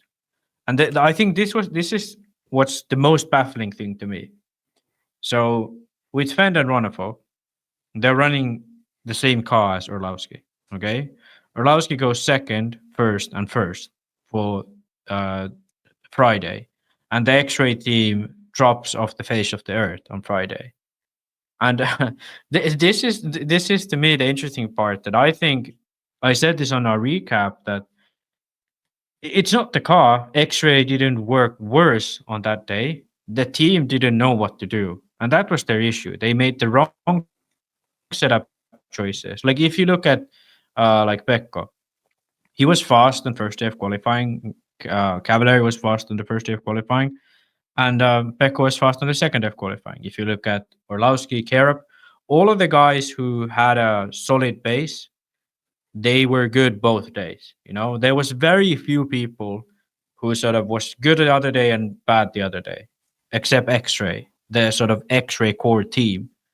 And it's not the car. We know that because Kobovic and Orlowski were fast both days. And I think that's a very big insight, that, a lot of the times when we look at these races from like the spectator point of view, we're like, oh, the Associated absolutely love that condition, or the Xray absolutely love that condition. In reality, it could just be that the team didn't know what to do. They didn't know what setup changes to make. It was not the car. It was just that they went the wrong way in setup. Well, I mean, sure, it's the car that you put the setup on, but like you could have made any car work on that setup. Yeah. Before Pekko goes, you did bring up a good point in our recap that day, was that the Xray team kind of blocked Orlowski and Kobovic out of all setup discussion. That's what you was told. Yeah. And maybe they shouldn't have, because Orlowski and Kobovic were still going fast, right? So that was a bobble on them on that sense, because the Xray stars never looked the same as they did the first couple of days. Pekko, I have a question for you. How did you mentally regroup from such a bad day on Q1? Because you looked upset over there. And I remember saying to Max, man, I really feel bad for Pekko. You go from this high to this low, and then back to that high. So I thought he was mentally done. Like, yeah, I've never seen Pekko that far down, Me neither. So and then arguing with JQ doesn't help. Yeah. No, definitely not. Yeah. I don't know. I really don't know. I was just thinking it's a new day. It's a new opportunity. It's a new opportunity to fuck up. So I was like, I can do it. Maybe we'll see. Talking about stretching. Oh my god, the first round, dude. I was like thinking, what I'm gonna do. Then I was like, okay, I will go the same. Fuck it, I will do the same. I will just drive around the track. Then I was driving. I felt like, this is going well, quite good around the track. I'm not losing to people. Like the pace looks fine, and no one is catching me at the track. It's doing like 3 minutes down. I was like, oh my god, now I really cannot do a mistake. And I was like, every time I was coming down the straightaway, I was doing deep breaths. I was like, oh, this is like the worst heat ever. And I managed to pull it off. And I was like ninth or what I was like ninth, I think. Yeah. Mhm. Then I knew like, okay, the first one is done. The next two will be easy. It shouldn't be a problem. So I got the confidence from the first round. I think that was the worst round. Then I would have like 4 bad rounds, like to start, and I would have been like done already, and everyone would have been mad. So I was like, no, cannot happen. Yeah. So then the first one was the second was quite smooth sailing. I got like 11th or something. You got 10. I think that 10. Yeah, there was I think someone is in front of me didn't let me buy that easily. I think something like that. So I lost a bit. So it could have been better, but it's still 10th. Then I knew that, okay, Max was going all like, oh, you need to be. This is a funny story, actually. Max Yeah, was this like, is a good one. Max was I like, thought- oh, I was like, hey, Pekka, I was calculating this, and I think you need 9th to make the main. Then I was like, so what? I make a 6th and I will be safe. Yeah. It was like, oh, No, okay. yeah, I said, laughing a bit. And then I went to Daniel. Daniel was like, I was talking like, yeah, Max said this, I need to be like that. And then Daniel asked me, am I safe already in the main? I was like, yeah, you are safe. And then I said to him, I will just take a 6 and I will be fine. And then last round, I was 6th. Yeah. He was. He was. Yeah, that was good funny. because That we was in the pits because I don't know if you were stressing, but I think JQ was stressing a bit about if you can make it, and I was just like, okay, so the situation is this: there's Koki, and then there's Bruno, and then there's Phend and Cavalieri, and there's basically 4 guys. Yeah. And Figueredo, so 5 guys. You're and a you. Jona. And Jonah, okay, so 6 guys in you, who can make the main, and all of them need a better result than you. So all you need to do is beat these guys and finish within the top 9, and you'll be good. No worries. Yeah. And And funny thing that's was when you said, "I'll take when a 6." I was, I'll take a 6. And then when I was watching these guys, and first run comes, Cav made a mistake. I was like, okay, one guy down. Yeah. Then Koki too. I was watching Koki. I think he had a clean run, but he wasn't fast.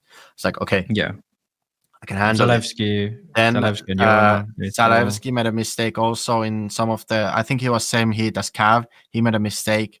Then I was already waiting to go to the driver's stand, and I think someone took out Bruno, and he got super mad. So I was like, okay, again, It was one David guy down. Todd. Yeah, so one guy down. So now it was just between me and Jona. And you know what happened at the first counting lap? I heard Jona's car just, I think his pinion came off. Yeah. I was like, okay, now clean run. Just do it. Clean run. And then I made the best round of qualifying, and that was the best I drove in the qualifiers. So it was really good. But yeah, that took like a lot of pressure off, that I knew all of the guys I'm battling with, they had something like some problem or something. So that really helped. I mean, you still needed a run, but now it was like, as long as you do a clean run, you should be fine. Because if, for example, if you finished 9th and Jona was 8th, you'd be out. Yeah. And same thing. But the big thing about this was that meant Cav was out now. And I think that's something we ought to talk about with Keenan. The best American, Ryan Cavalieri, running for Invisible Speed, but he's BQ.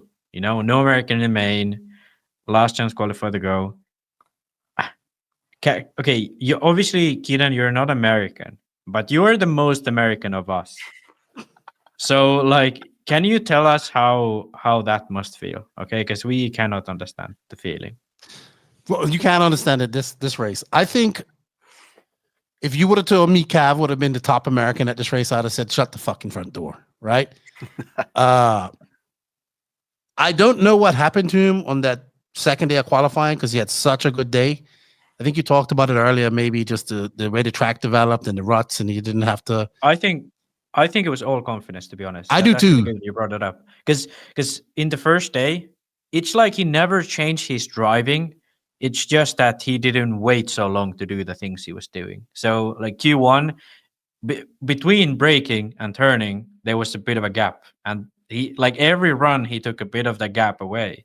And then when he lost all the confidence in Q4, I think that's what really, I think so. really hurt him a lot. I think so. But what it showed to me was this is why this guy's a 4-time world champion. This is why I used, because I'm a big Cavallari fan, right? So even though he didn't make the A final, he was still the top American. That right? 4-time world champion beak. Like he's 39 years old, dude. He's 39 with 2 kids, right? No, he's 39 he's 39. He look, out of all those, out of Mayfield right now, okay, Mayfield's the one guy in his position. He is like he's doing 10 scale. He's running that not fully backed by a factory. He's running on arguably one of the smallest teams in RC on the Mayako Invisible Speed deal. He's working with JQ, who is not going to give you any type of freaking confidence boosting talk whatsoever besides stop being shit. Yeah, right. That's his motivational speech, right? So what I'm trying to say is, I think what we saw from yes, he didn't make the final, but what we saw was Cav's pedigree come out, right? In the day before that. Now his confidence will go in the second day, and that led to him in the B main, where I don't think he did very well on Saturday either. But he was saying, like, I just made some mistakes. I made a mistake here. I made some mistakes here. But you could tell on that Thursday he was confident, right? And I was like, good job, GOAT. And he was there. But Cav, a lot of people don't like Cav, right? And this is not a lot of people don't like him. I think it comes from a lot from him. Maybe his, a lot of people don't like the way him and his dad kind of interacted back in the day. And, he was like a little bit of a brat, right? But you can't take away from the man's pedigree as a racer. And this is why he's a 4-time world champion, 4-time Reedy champion. He's also, one of my friends brought up a good point about Cavallari. He's raced a lot of sedan, right? A lot of sedan racing and on-road racing in his life. He's raced a lot of different classes, unlike Mayfield, unlike Jared Tebow. And he's able to apply himself to all these different classes. And I think he dug down deep and bring out some of his touring car experience for that qualifying day, which helped him out a lot. I don't know. People would say the car, I think the car was not as good for him, definitely on Friday and definitely on Saturday. It could have been confidence. It could have been setup. But then Pekko was good, right?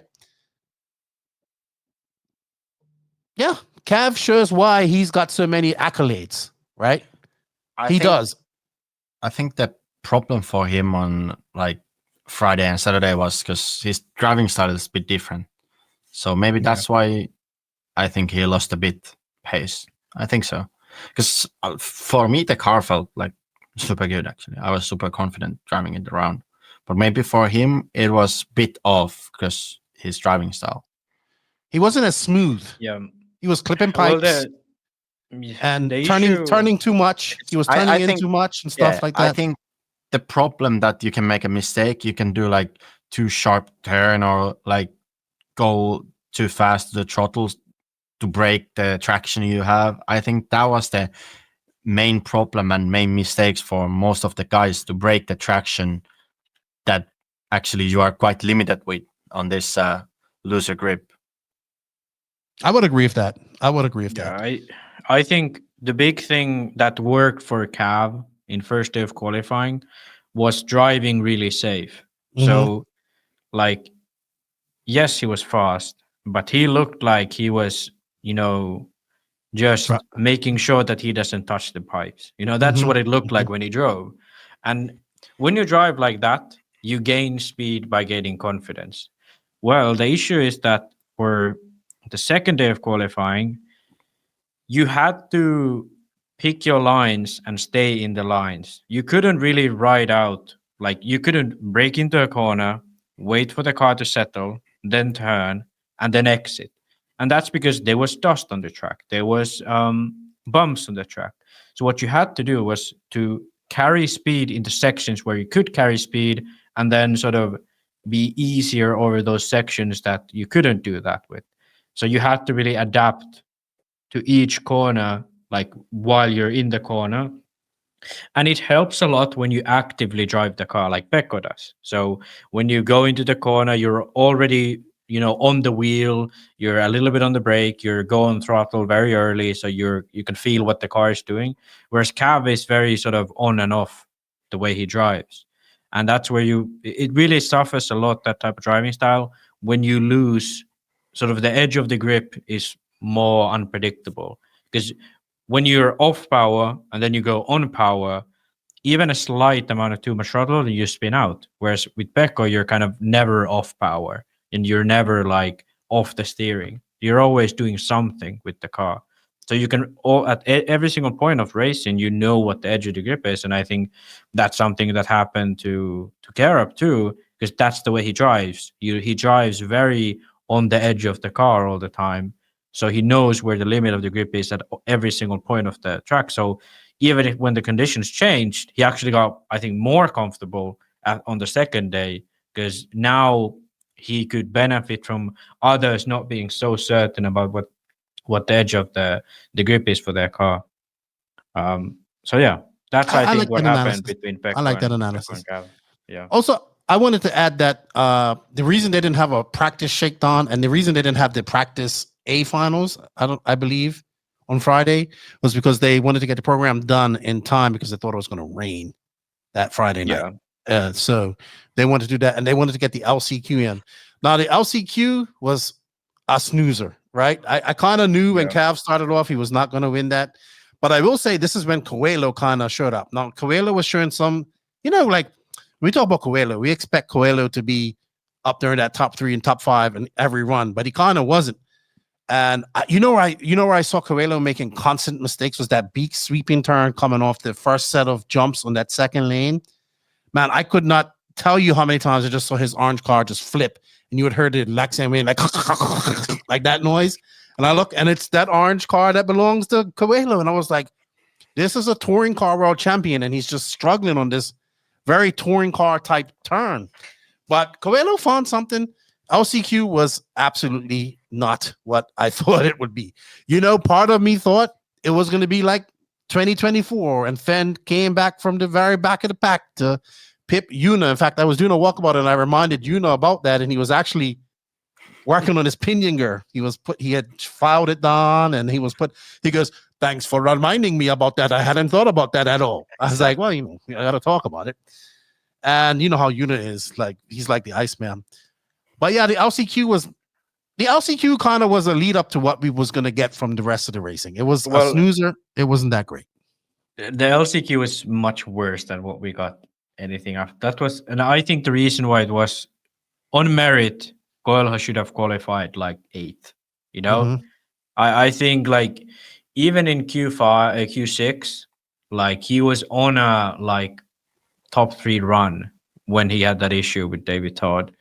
And so I think that was a big thing, that he just had a terrible time in qualifying, making dumb mistakes. Whereas, I mean, you could see like Koki and Naoto were both better off after day 1 than Coelho, which should not happen, to a driver his caliber. So I think that was the reason why the LCQ was so boring, because the clearly fastest driver was starting second. So, that's something that happens. But all right. Yeah, I think Coelho deserved to be in the main in the end. So I do. I agree with that. All right, let's get into the finals. And that is brought to you by ML Toys. Check out ML Toys for all your Power Wheel modification needs. Thank you, ML Toys, for your support. Are you looking to take your ride-on car to the next level? ML Toys makes it easy with plug-and-play modifications like motors, speed and brake controls, and more. ML Toys is the one-stop shop to make your ride-on car the coolest car in the neighborhood. All righty, let's get to finals day. So for everybody to understand, every single final got 3 finals. I am not the biggest fan of that. I understand why it happens. And by the way, the LCQ or the B final is the only bump up. I think we'll say it this for our rant. I personally am not a fan of the 3 finals, to be honest. I understand why. People pay a lot of money to come here. They race. They should get as much track time as possible. But I'm not a big fan of that. But yeah, we start out with A1 here. No, actually, we had a junior final, which we got to give some shout out. Harold Sandaroff won that. We also had a 45 plus final. Shout out to Harold Sandaroff, my good friend. And then we had the 45 plus final where Hara won that. And I'll talk about Hara in a bit because that's my new RC bromance with Hara. I like Hara. It was one of my pleasures to meet him and talk to him. And RC, Jet, and Star Wars, it just goes together. So congratulations to the guys. Hara goes, can I call myself a world champion, 45 plus world champion? I said, yes, you can. And he just had fun, right? Hara just had a lot of fun. He was happy to be there. I know he was there with Coyote. But let's get into the finals. Well, we all know that Kaerup dominated. No, actually, we forgot about something. We forgot about the practice final. Because that was the best racing that we saw out of all the A finals, and it was a practice final. I wish we had one final to decide the world championship, and it would have been the practice final because that thing was fun to watch. Yeah. Ongaro and Kaerup battled it out to the very end. Kaerup came in that 180 and just forced his way in there and got it from Ongaro. I loved it. That second to last 180 before the straightaway. And it was good. And then you was like, I remember Max saying, oh yeah, we're going to be in store for some good racing because we was excited, right? Yeah. Boy, was we. You know why? What? You know why that happened? The track was wet. No, the reason was that the track was wet, and Ongaro went out with pin tires. Mm-hmm. Ongaro went out with, I think, Nebula and Kaerup went out with, I think it was even like super soft. I think it was soft Sahara. Oh, soft actually, yeah, soft Sahara even. Sahara. So obviously, when you go out with like super soft pin tires versus a soft thread tire when the track is still wet, yeah, thread. There's no H in there. You want to hear a funny story? Sure. I heard this from Jona. This shows how confident Marcus was. He was gluing up some tires, and he said to Jona that, "Oh, I only need to glue 2 sets of tires because I will win the both finals, so I don't need a third set." I like that. I like that. He was like really confident. I think he was after that practice final. He made that one mistake, and that's what Ongaro got by. But Ongaro was haunting him. But that was the best racing out of the A finalists the entire day. Yeah, but I think like if I was in Marcus's shoes, I was running what clearly was the inferior tire for those conditions, and it wasn't like Ongaro was like putting the pressure on him for the whole 10 minutes. It was like Ongaro caught up to him every time Marcus made a slight bobble. It wasn't even like Ongaro was hounding him.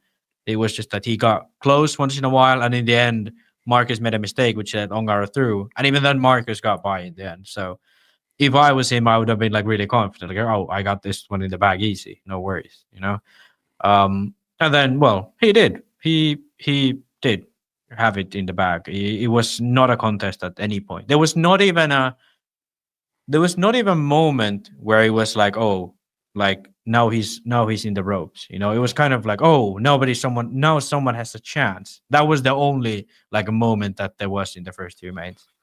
He was just utterly dominant. And I think Matrix made a mistake in the first main because every one of them went with pin tires and check where they were. Yeah. I think all of them were bottom of the standings after the first one.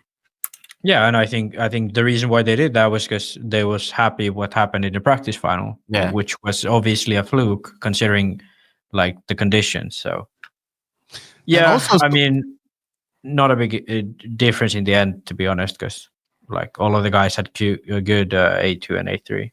Yeah, and also what we was looking for was, I remember when you interviewed Orlowski, he said, okay, so usually it's me starting pole and Kaerup behind me.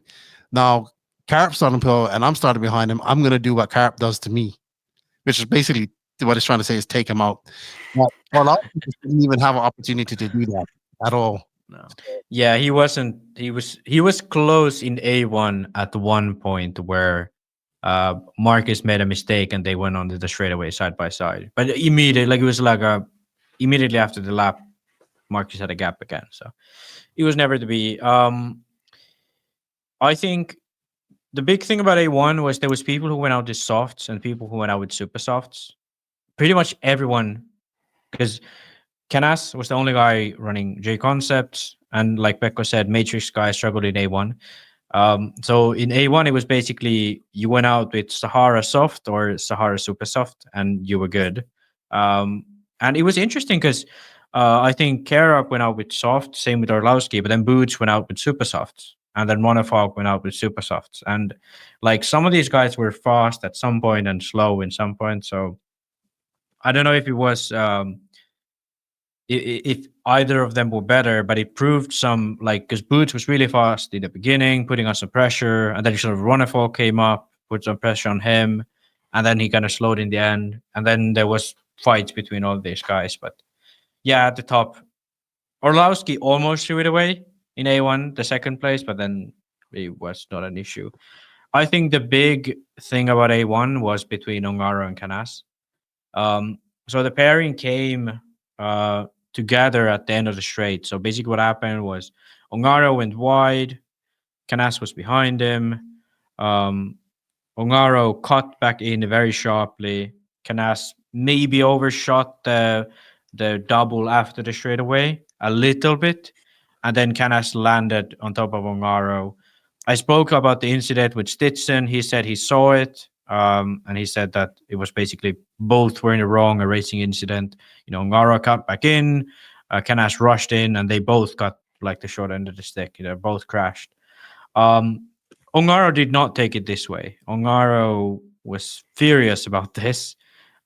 He fell right to the back, drove pretty insane for the rest of the main, and was very, very frustrated. Like, I've never seen him this frustrated, and it clearly showed that like he was not happy at all about what happened. I think we have a little bit of a video of where you could see his frustration. It was almost Buggyland 2.0. Yeah, what happened then? Yeah, what happened there? That was between Canas and Burak. Ah, They almost had a fight. Yeah, in the driver's stand. Yeah, I remember that. All right, I'm actually trying to find the incident. If they got it on, I remember seeing it, but I don't know if RC Racing TV got it on camera. But we'll put up the incident. It's on camera. No, the incident that happened between Canas and him, was it on camera? No, not that. No, I don't think it was on track. What happened? But this camera caught this, and somebody sent this to me because I didn't even know it happened. And then I finally listened to it. I was like, oof. So I think he went out to Marshall, and he didn't have to Marshall because they had a break. And I'm sorry, but we have to show this because it was live. Juan Carlos Canas had a bit of a coming together early doors, which put both of them down the list. And I've got Mikael joining me. Mikael, how are you feeling after leg number one? That was okay. We made a change to... We got to see it again because the sound effects of the chair. So Juan Carlos Canas had a bit of a coming together early doors, which put both of them down the list. And I've got Mikael joining me. Mikael, how are you feeling after leg number one? That was okay. We made a change to... I'm sorry, but it's so much.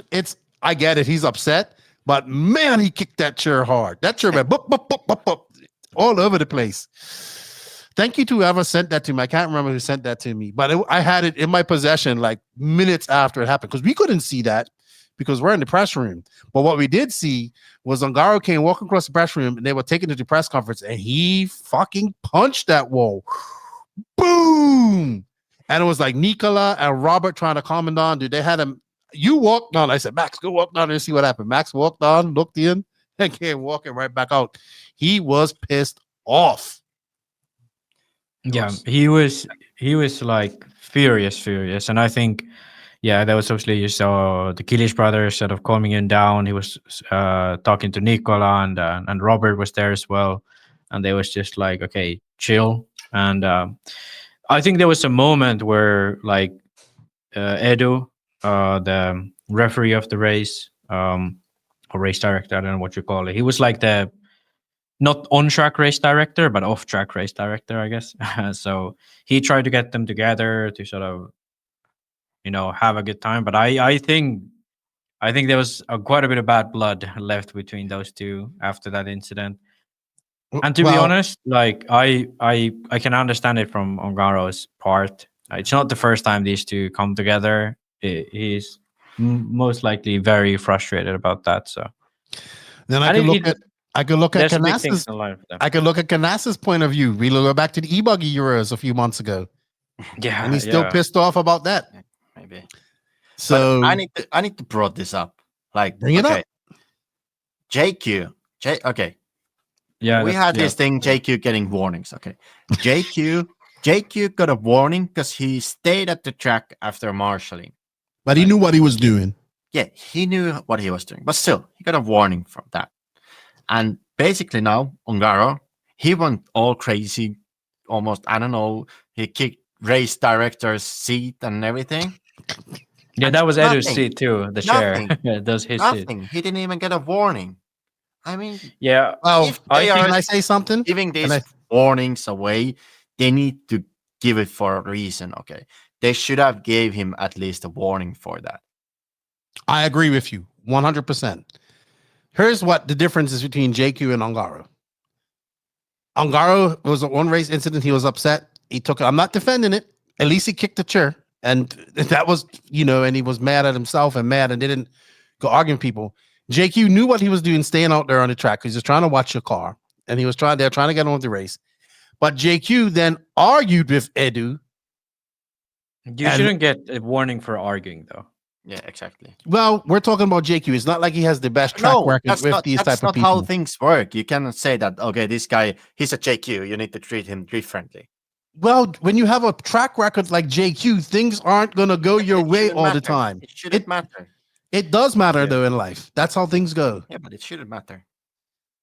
Well, he asked how many warnings he got. He got 2 warnings. One was for not coming out of the track immediately after marshalling. He wasn't there for like 10 minutes. He was there for like a minute more than the rest of the people. And then the other warning, I don't even know what it was for. It was I don't know what the other one was for.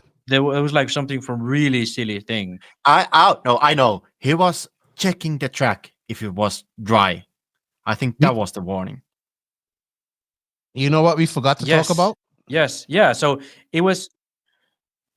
It was the I think it was JQ, Friday morning. Friday morning, he went to the track and checked if it's like dry or wet, and then he got a warning from that. Really? Now that's stupid. Yeah. So Joseph went, where the radios were, just stepped on the track and tried the surface, and Edo was like, "You get the warning for that." Not like, "Don't go on the track," and "Hey, don't go on the track, just go away." And then like, "Okay, this is good." Just a warning from that. Okay. And I think it's good that Pekko, you brought this up because it's happened before. You remember last podcast when I was talking about that whole marshalling thing? When it was me, when it was some other guy, we're just kids. We're not that good, at that point. We wasn't at the top. Give them a fucking penalty, whatever. And even on the low heats, you can see like a lot of the guys in the lower heats, they stop on the track and the Stitchen calls a penalty immediately, and then Edu goes to talk to them. "Oh, you cannot do this, cannot do this." And then there's these fucking kids and they're like sad that they crashed or something, they hit the driver's stand. And Edu goes to talk to them. No, you cannot do that. And then there's your world champion who has a outburst out of frustration, which is, sure, you have an outburst out of frustration. I totally understand it. But there's not even a warning from the race director. Whereas he gives warnings out to others for much less of a thing. And I think a big thing was that there was this Finnish guy at the last 10 scale Euros. Edu was there as the race director. And this Finnish guy did basically the same thing as Ongaro. He was frustrated after his run. He threw his car into the back wall. And then he went to marshal after that. And for this, I'm pretty sure there was no other incident than this. There was this thing that apparently he showed the middle finger to Edu, but nobody saw it except for some other person. Okay?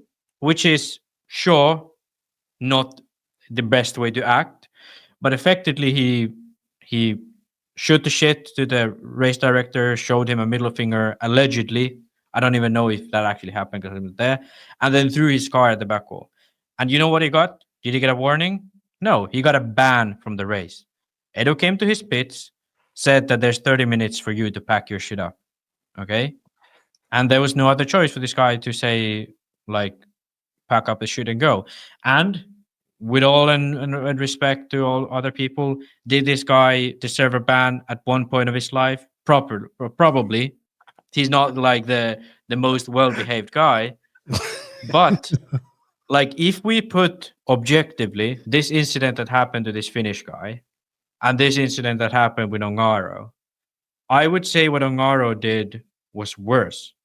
Because it wasn't only that he kicked that chair into a bunch of people.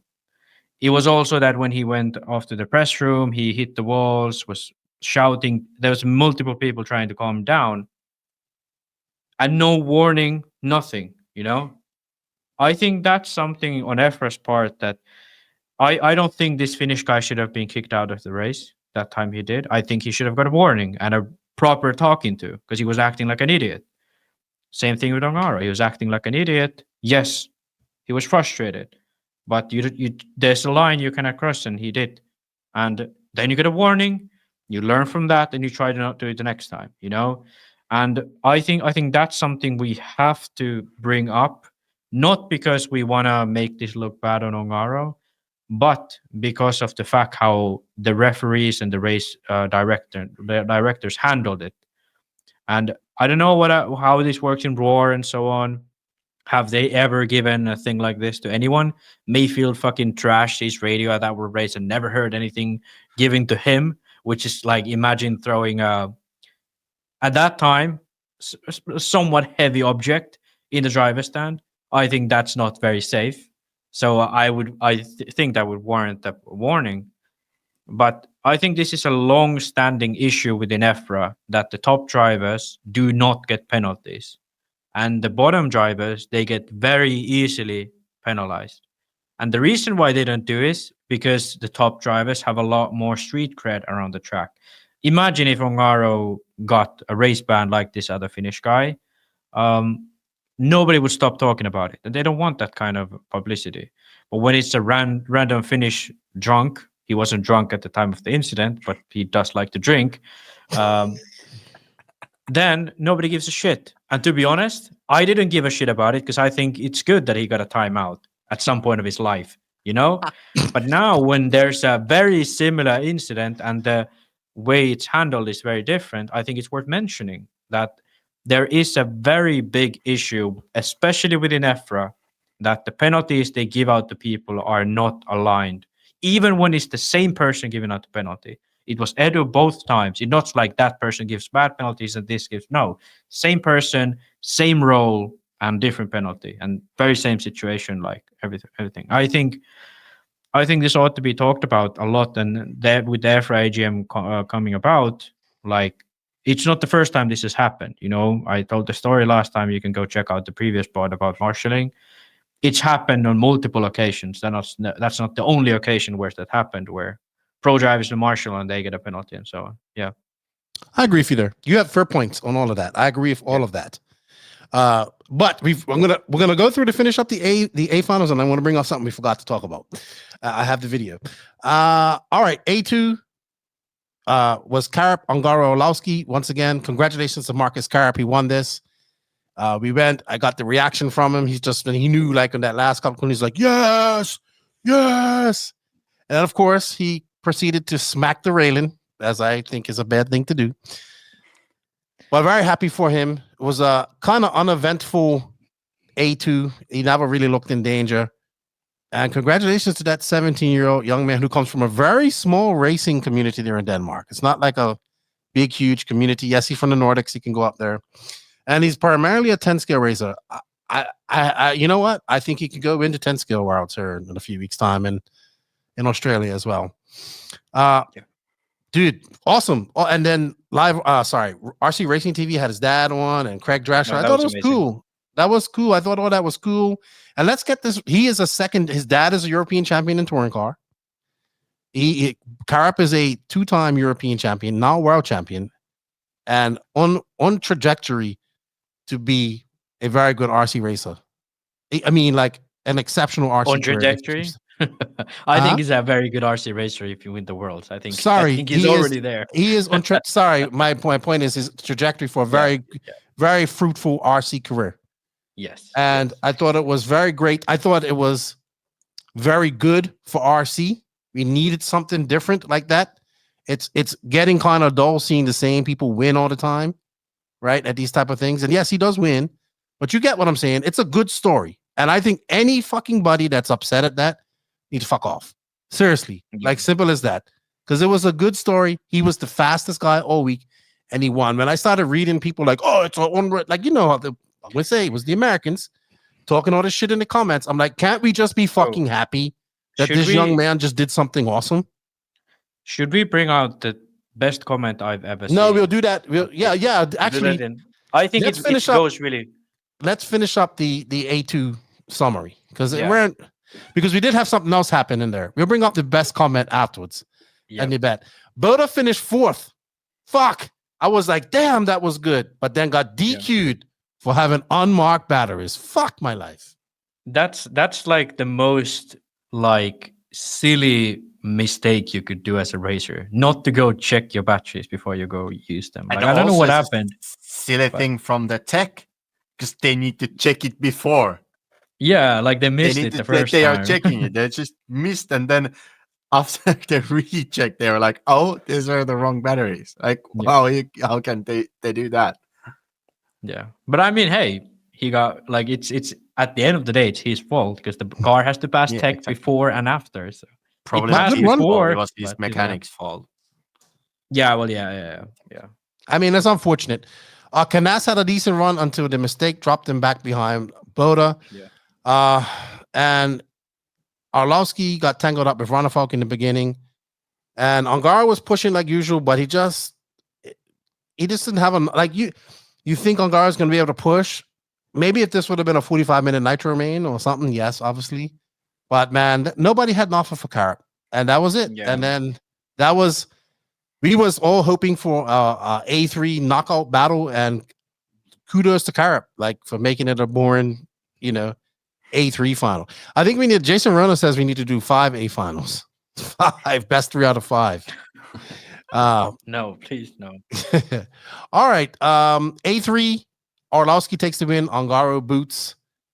There was a tight fight between Mikhail and Davide, and they both made some mistakes. Michael took the win. Ronafalk had another tough A final, unfortunately for him.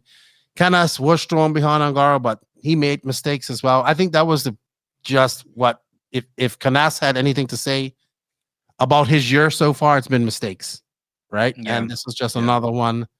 On top of that, Boda secured a 5th and finished 4th, which was great. So Boda was good. He was 4th place potential all week long, and he finished 5th overall. Boots got a 3rd and went 4th overall. So congratulations to all those guys for making that. I think one of the biggest surprises was no Americans in the A final, which also makes it kind of boring because then I think they kind of tuned out of the A finals because there was nobody to cheer on. Because the Worlds does come down to that as well. Countries, and you cheering on your countrymen and all that type of stuff. So it was unfortunate. Anything to add to A2 and A3 before I show this video? Let's go through the list of the overall before we move on to sort of more post-race discussion. But yeah, Kaerup, Orlowski, Ongaro, top 3 from qualifying, completing top 3 from the end of the race. And then Boots, again, a strong Worlds, the best S-Works, the best Reds, and second best hot race. So not a bad weekend for him from that aspect either. Boda in 5th, incredible. Like just incredible run. Canas 6th, Kobevic 7th, Coelho 8th, Ronafalk 9th, and our guy Pekko in 10th. And then Polito, Noah Ben Mohamed, and Joao Figueiredo at the back of the main. Good fights in the mid-pack. I think Kobevic and Coelho and Noah, they were fighting pretty much every single main. Pekko was starting a bit from the further back, but you kind of caught up to these guys. I didn't see you battle that much. I guess the biggest battle, the biggest battle you had was with the rear shock in A2. Because that there I had a good battle with Polito, but otherwise, I had a unfortunate breakout. Yeah. like last 2 laps or something. What were your thoughts on your A finals, Pekko? If you could go back and change anything, what would you do? I would change the screws for the standoff. It would have been better probably. But yeah, I mean, like my finals were quite solid and I had some nice racing. I think I was going to have a nice start for the A2, but there was some like people, like 5 cars went wide to the dust, and then I like overtook all of them. But then I think it was Polito's. I think it was Polito. He just went full throttle and hit me in the side, and I got the worst out of it, and I was last after that.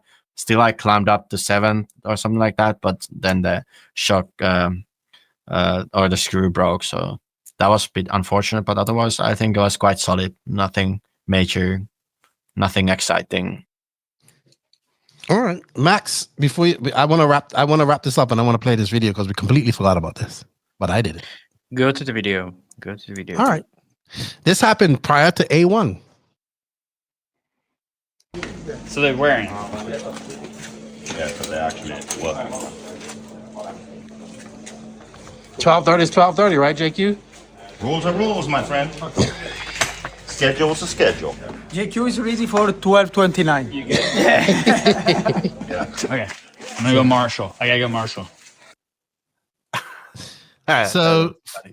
So for those that don't know, the final was supposed to start at 12:30, and they did all the drivers' intros and all this type of stuff.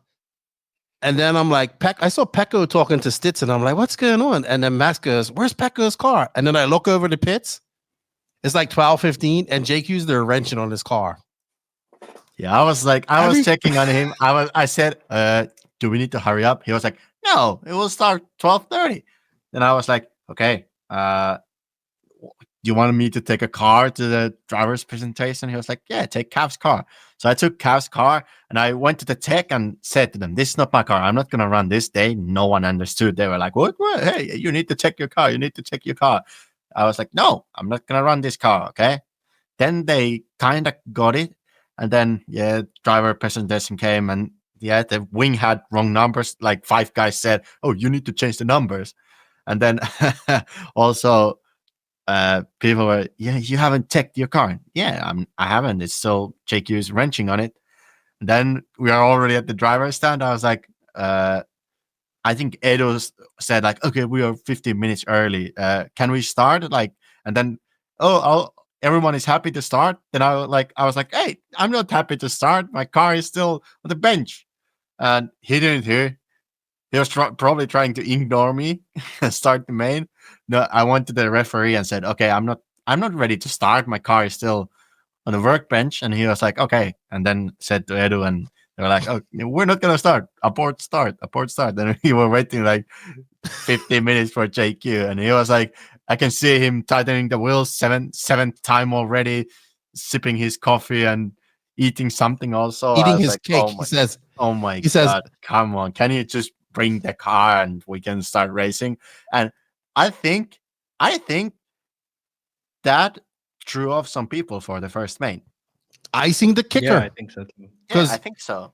We was talking about that. It was me, Max, and Rona, and Rona goes, this whole driver intro thing, it kind of calms you all down from the warm up. I don't think we should do it. And then I look over, there's JQ sipping his Red Bull and eating his cake and doing this. And then Rona goes, icing the kicker some more. Great strategy. And yeah. Dude, I think I heard Boots like, calm the fuck on. Like you guys were nervous, right? Yeah, I think and so. then JQ gently strolls down the fucking hill. All slow. No type of urgency whatsoever. Yeah, no. It's still not 12:30, right? Still, it's the schedule. Yeah, he was right. Oh my God. I was just joking at the drivers that, come on, everyone here is waiting for JQ. And then everybody's looking at you. Yeah, and it was complete silence. Yeah, I was like, not my fault. It's JQ, not me. Don't blame me. All right. Let's go into our post-race topics, and that's brought to you by, oh my goodness, JQ, by Jesus, fuck, by, JQ. Rules are rules. Rules are rules. Thank you to BeachRC for all your continued support. We have an affiliate link in the written description of this podcast. Go over there, use it. It helps us out. I will be at the Masters Alert in a couple months' time in Arizona. Thank you, Brent, and everybody for their support. BeachRC.com, the racer's one-stop online hobby shop. Choose from all the popular brands and variety in stock with super fast shipping and great customer service. BeachRC.com still has the local hobby shop feel with all the benefits of the internet. BeachRC.com is the exclusive distributor for Ultimate Racing, S-Works, Pro Circuit Racing tires, Nitro Lux fuels, and Assault RC performance products. So fill up your cart and check out at BeachRC.com today. All right, let's get into some post-race talking points and winners and losers. And we might have a rant, a little bit of a rant. All right, so Max, you have bumps did prove to be an issue for many of the drivers. There was cars that were geometrically soft with soft suspension or too stiff geometrically, suffered a lot. Quickly elaborate on that. Yeah, so for example, when the track got bumpy, those drivers who really sort of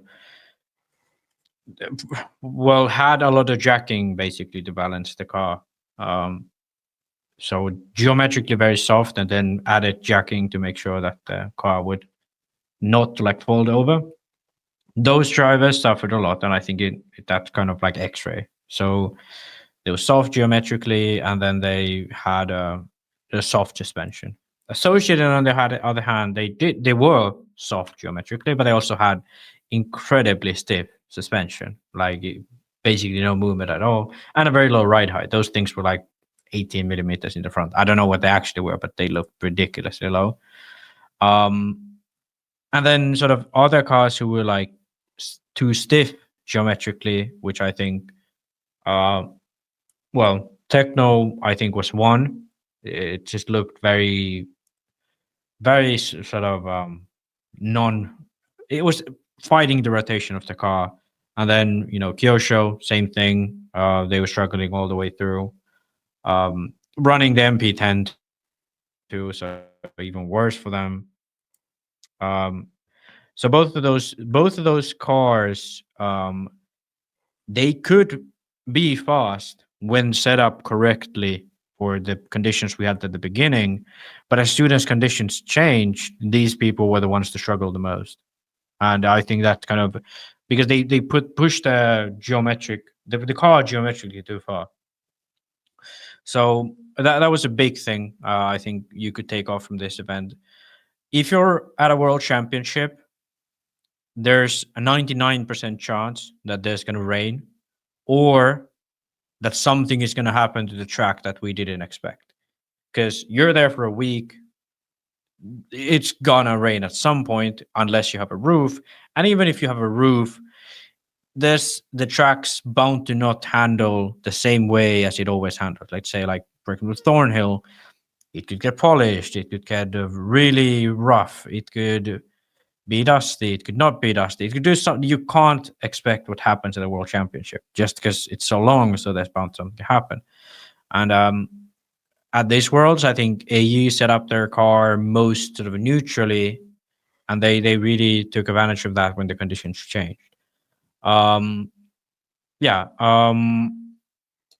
thing really was the Xray versus Schumacher thing. That's something that we really ought to talk about. A brand runs their rival's car, and both of their drivers beat the whole team of the factory brand. That's like, I don't think that's ever happened before. Might have. Maybe with Associated and TLR, because I remember they were running their sort of, the Associated guys were running TLR 4-wheel, and I think TLR guys were running Associated 2-wheel, something like that. Can't remember.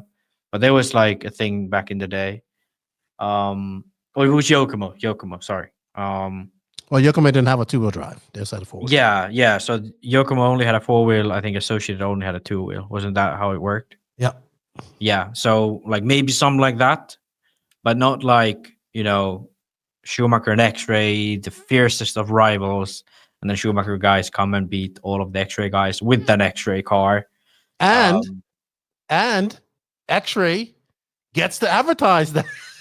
Yeah, three Xray cars in the finals. I think they didn't even ask from them to advertise it. They don't have to. They're running the cars. Yeah, but Xray just looks at it like that. 3 of our cars were in the final, and one came second. Well, they had to say that because there was only one team driver in there. So, I will say we do have a video with Trish that you recorded. Great interview with him, and he talks about what their plans is. You can find that. We'll leave a link for that in the written description, but it is in our playlist from the Worlds. If I'm Xray, why wouldn't I advertise that? You know, why wouldn't I? How bad does it look for your main designer / setup guy, Martin Bayer, who leads this team, and then there's some 2 random 10 scale guys who show up without mechanics, like barely know 8 scale, and do better than your team? You know, I think race. They stuck to what they knew. They made comfortable cars, and both of those guys are well-accomplished 10-scale racers, and a 10-scale guy predominantly won it. So, do I think that happens at a different event, a different track? Probably not. That's my thoughts on that. But I know JQ was very pissy about it because he said Orlowski wanted to run a Mayako, and they wouldn't let him. And I think that's the craziest part, that they wouldn't allow him to run a Mayako, but they would allow him to run an Xray. I have a question for you guys. I have a question for you. My post-race thoughts are, do you feel if Mayfield and Phend were driving Mayakos, they would have made the final? Yeah. I think so, yeah. Because final, for sure, both. What I saw with Mayfield's Techno was the same thing I saw at Redavon. Right? Even Joao made it. Like, we know that the Techno struggle on this high grip surface, right? They're on a bumpy. If this was a bumpy track, it would have been fine. And loose, like DNC, Silver State, yes, okay, yes, absolutely, it would have been fine. But they got to figure out something, because tracks are starting to get to that. More and more tracks are going to be like this. Like, I don't care what anybody says. More and more tracks are going to be like this. And also, his car sounded like a Traxxas. Yeah, it did. It did sound rough. Yeah, and to be honest, it's like, with all love to the Techno, their car does like look a lot more beefy than all of the other cars. So it's like when you show up with these sort of European drivers who have these super lightweight cars with saddlebacks and low center gravity batteries, and then you put up these, American drivers who come there with a car that kind of, it's more of an RTR, beefy, a lot of plastic.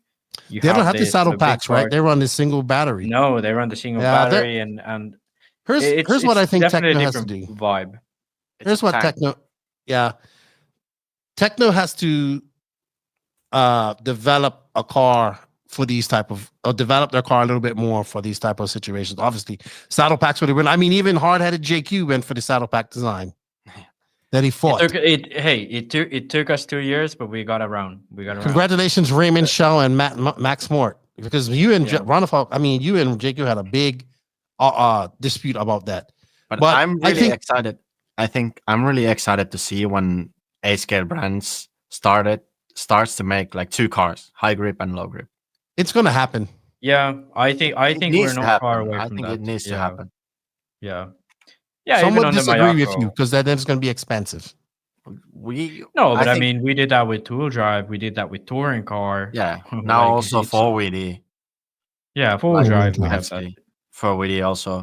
And then I think it will be A-scale will be also. You need to have 2 cars. I think Mayako has its, like, you can like take different roll bars, and if you buy the MPC car, but still, like, it's not the same. Like, you don't have 2 different cars. Yeah, I said this years ago this was going to happen. I think in a couple of years it needs, I think it's to happen. Bound to happen. Yeah, because I think tracks are going to. We'll see. Because I think the key to getting new people into RC will be having tracks similar to this that have traction right off the bat. Yeah. I have a point because we stated that Mayfield and Phend would have made the main with the Mayako. Well, I don't think if you ship them a box with the Mayako inside and then they arrived at this race, they would have made the main with the Mayako. They need to set up.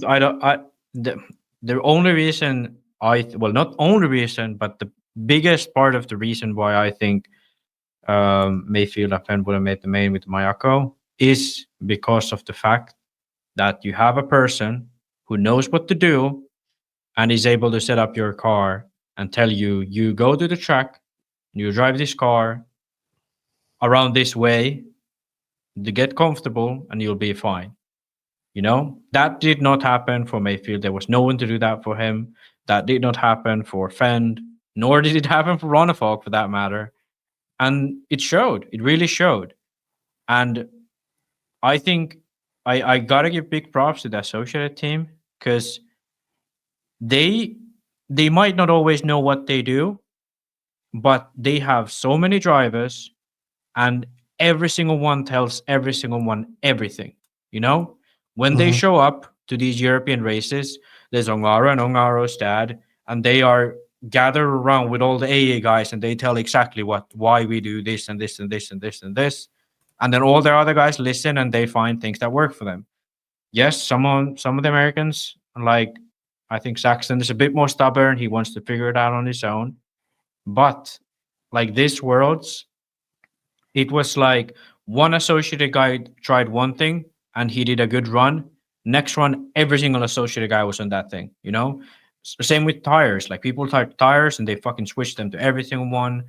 It was incredibly efficient. And I think that's why they did so well in the end, because the way they shared information and the way they sort of took advantage of that information was incredibly, you know, good. And sure, you need a bit of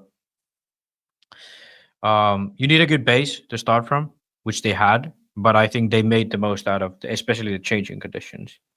That's right, because that falls right into a comment that somebody made about, and that's mostly you, Maxi, giving Associated a lot of flack, but they seem how to win championships.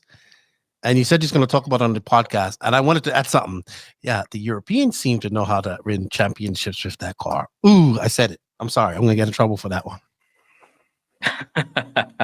Not saying that Rivkin hasn't won a championship, but it's been a while since Rivkin's won a championship. Yeah. Well, now that we talk about associate, I think it's worth mentioning.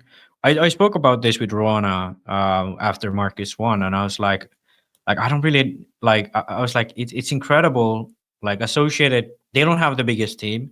They don't have the sort of best guys on paper, and they don't have like they don't have a Mayfield. Like Mayfield is they have Ongaro.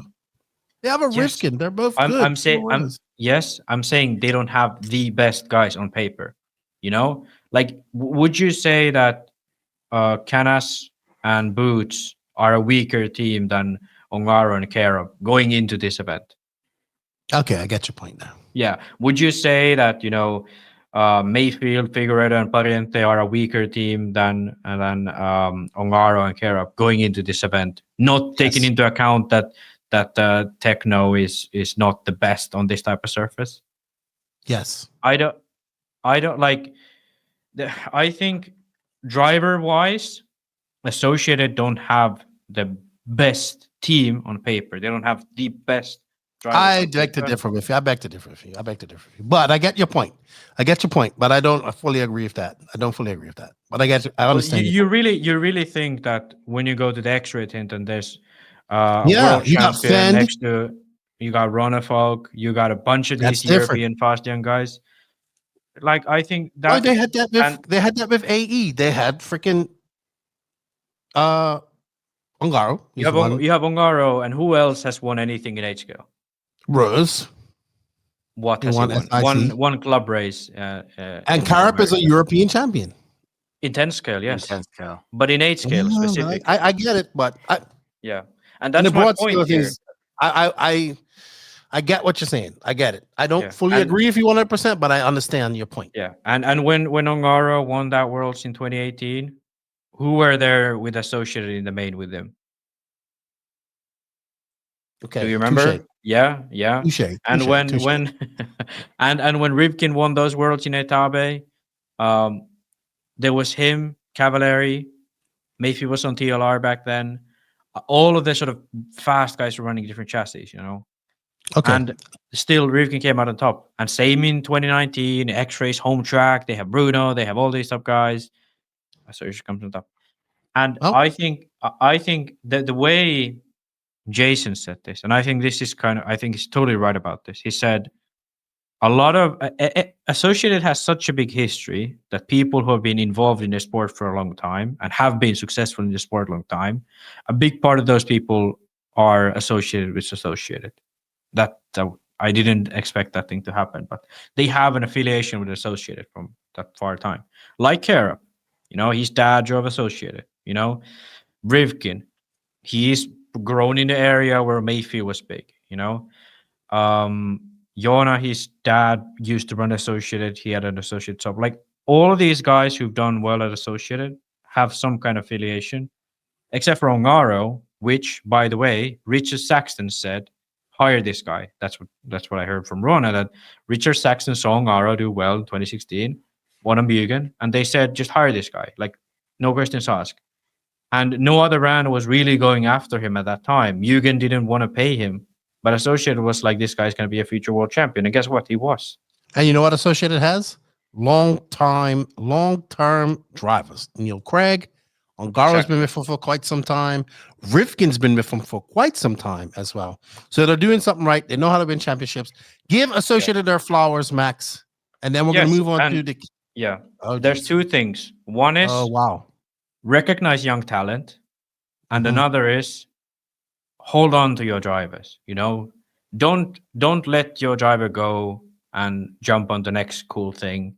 Hold on to those who have been good to you, you know. Maybe sometimes you had a like Cavalieri. When you pay that guy so much, maybe you gotta let him go once in a while. Like Mayfield, like maybe you gotta let some of them go. But like Rivkin, they hold on to these guys. They hold on to Ongaro, and they keep him happy. You know, they do what needs to be done. So Pekko has something to say. He's smiling. And then we're going to move on to winners and losers and a rant. Not really. All right. Let's go on to the Clinic RC and Sidewinder Fuels winners and losers. We have winners: Associated, S-Works, Hot Race, Mayako, Hobby Wing, Elserealm, Corsa-Tech. Oh, by the way, Noah Ahmed Mohammed was the highest placing junior. So he is the official junior champion of this race. S-Works? Why S-Works? Just curious. They had 3 cars in the main.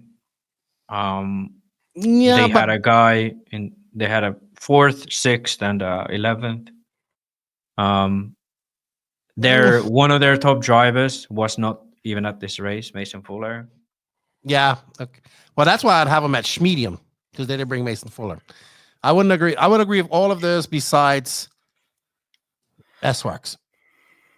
Really? You don't think S-Works was a winner? S-Works should have won this with Canas. Yeah.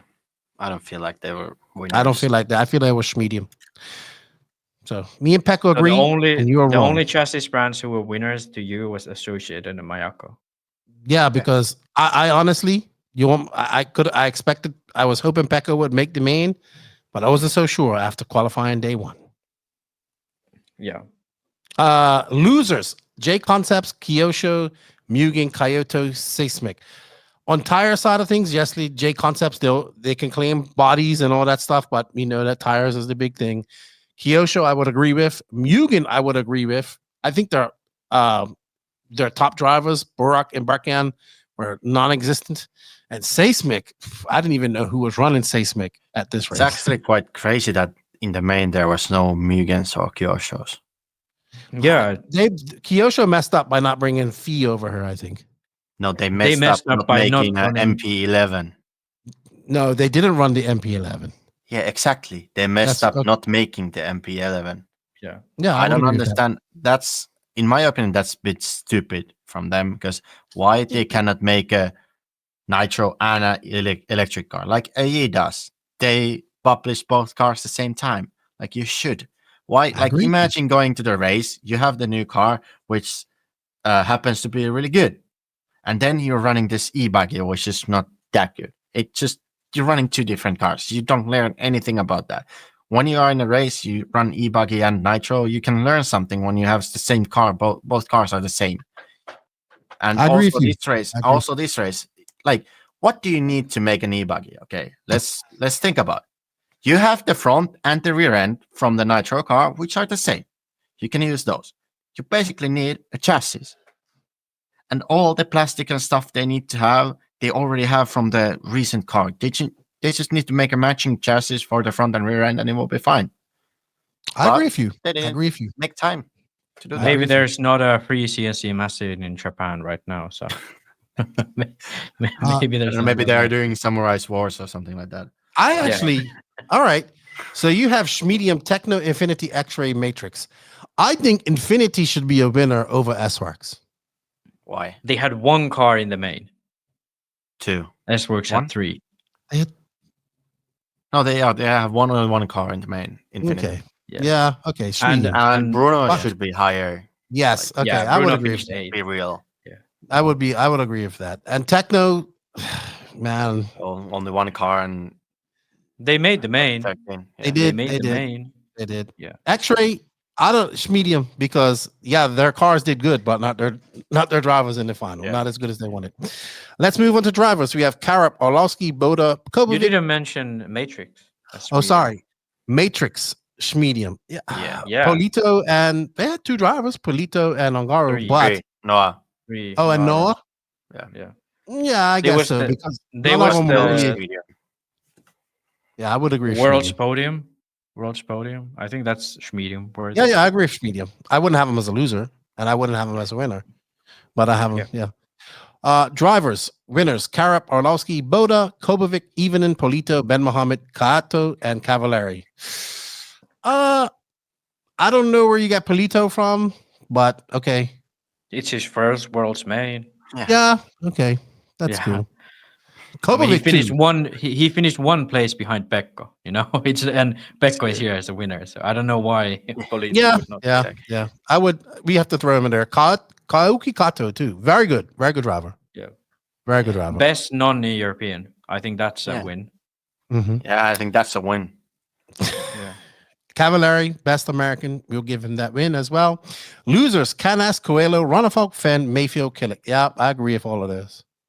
I was expecting Canas to be way more of a force at this race, as well as Ronafalk and Borak. Both glitches, I think. Yeah, both Killicks. Barkin was off. It's plural. Yeah. Yeah, Killicks. Schmedium, Ongaro, Figueiredo. Yeah, I agree with that.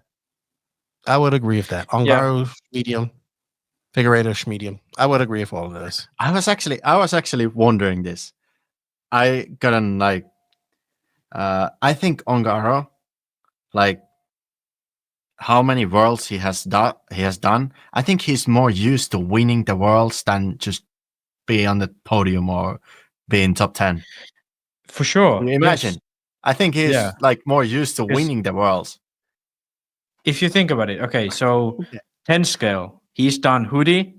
I don't think he did in China. I don't think he did in China because he was still No, running. he didn't race that. Yeah, he did China. Yeah, and so he he did- almost won 2 Weedy. Yeah, in the It was hoodie. close, Yeah. yeah. So he did hoodie and then he did hobby action. Okay, so Yeah. 2 10 scale worlds in Nitro. And 40 he won. He done 2016. Oh, he did 2014 though. He did 2014. He did 2016. If we don't count that, okay. If we don't count that, So he's not won 2 Nitro worlds worlds. that he's okay, and he's won 3 of them, and then he's not won 3 of his 4 10 scale. So he has one. So he has in total at this point, he has won the worlds. Wait, let me see. 2 non-wins. So he has won the worlds 4 times, and he has not won the worlds 6 times. So it's not 50-50, but if you think about it, it's and quite crazy. we could really like, okay, if we take out the period when he ran Mugen, so we take out 2014, 2016. Yeah. If we take during his run with Associated, he has partaken in the World Championships 8 times. and he has won 4 of them. So he has a 50% win rate when he goes to a World Championship. So technically, statistically speaking, Keenan, when we go to Australia, if you bet Ongaro winning one of the 2 worlds, you statistically have a 50% chance of being right. So I tuned out of that conversation minutes ago. Keenan, are you a gambling man? No. Tuned out of that conversation Imagine 8 scale. Huh? 8 scale Nitro. I wouldn't bet against it. If we only count 8 scale Nitro, even counting those years with Mugen, he's still 3 out of 6, so 50% win rate. Great. If we count only Nitro, it's more than that. It's 60% win rate. All right, you did good, Matt. Statistics max. All right, fuck. Let's but you know like, what? Imagine this: Ongaro signs up to the World Championships, Nitro or for World Championships. It's more likely that he wins the race than finishes any other position. Exactly. You know. And that's think about that. Crazy thing. I agree with you, JQ. Will you stop arguing with me now? I agree. We're not arguing. We're crazy statistics, dude. I get it. I don't care. I'm moving on. Good job. I think I said I wouldn't bet against him. I said I wouldn't bet against him. You know what? Congratulations to Team Associated. 34th World Championship. Well done. It's a lot of fucking World Championships. A lot of World Championships. They might be, in 2 years, they might be off to like 40. Because if they win, they can win 2 more this year. Yeah. They have a chance to win another next year. That would be 37. So then next time, like 2 years from now, Team Associated could be 40-time world champion. Could be. And guess what? The next Ebuggy Worlds will be in America. I don't know where it's going to be, but it's definitely going to be in America in 2027. Maybe all they right, go let's to move. HRCR. Yeah, maybe none of the Europeans makes the main there. Maybe not. I don't think so. Yeah, I think it's all American. Oh no, you know what they should do? They should put it to like dirt, like Paris. They should have it at Paris. And what they should do is they should make it so that every single jump is a triple with like bumps before and after. So there's no run up to it. And then also what they should do is they should run the race from 2 a.m. to 4 a.m. Yeah, under the lights. Like under the lights, And even then, I bet some of the Europeans would make the main. There we go. All right. Let's move on to the RC Project talking points of the week. Big shout out to RC Project, Stefano there. These guys are absolute game changers, delivering next level products to boost your performance. From precision clutch systems to ultra durable shock caps and high quality tools, RC Project has everything you need to dominate the track. You can find their amazing products at Beach RC or A-Main Hobbies, or head over to their website, rc-project.it, and check out their full lineup. A massive thank you to Stefano and the team at RC Project for supporting the podcast and the RC community. Let's show them some love, RC fam. RC Project is here to take your setup to the next level. So we're going to get into some gossip, not gossip, but some things that pissed us off. But before we do that I don't like, that I want to see change, before I want to do that, I want to say that as a whole, I think the organizers of the event did a great job of this event. It went off without any real hiccups. It went okay. They adjusted pretty good when they went to rain. Kudos to IFMAR for their hard work. They did a good job. And kudos to the Figueiredo family and the crew of the track for all their hard work, as well as Miguelo. Miguelo and his wife are out there every night patching the track up until they got mad and they left that night. But good job to everybody out there. Our next bunch of stuff is rants about things we did not like. And I want to keep this pretty short because the most important, I agree with all of these things. So first up, Max has stop with the fucking heat rotations. Fuck yes. It's dumb. I hate it. If anything, it makes it unfair. Back in the day, it made a little bit more sense, but even that was debatable. And I just don't like it. Like, just keep it 1 through 10. It's so much easier. Yeah. Nowadays, it doesn't make any sense. It's just stupid. It's stupid. That's an archaic law that needs to go away. Right? A lot of these things are archaic, 1980, 1970. rules that just need to go away. So we are all in agreement. Stop with the heat rotations, right? We all agree that needs to go. Exactly. Fuck it. All right. Let's not spread the top heat out into 3. I fucking agree with this too. Yeah, let the fast guys be in the fast heats together, like it is any other race. I 100% agree with this. Yeah, exactly. It benefits from the streaming part. It takes away a big fight for the TQ. I agree with you. You know, it opens up possibility for unfairness, and lappers are a big issue, especially with modern tracks having so much shorter lap times. I 100% agree with you. That's why we have fucking seeding. Yeah, right? Exactly. Yeah. What's the fucking sense?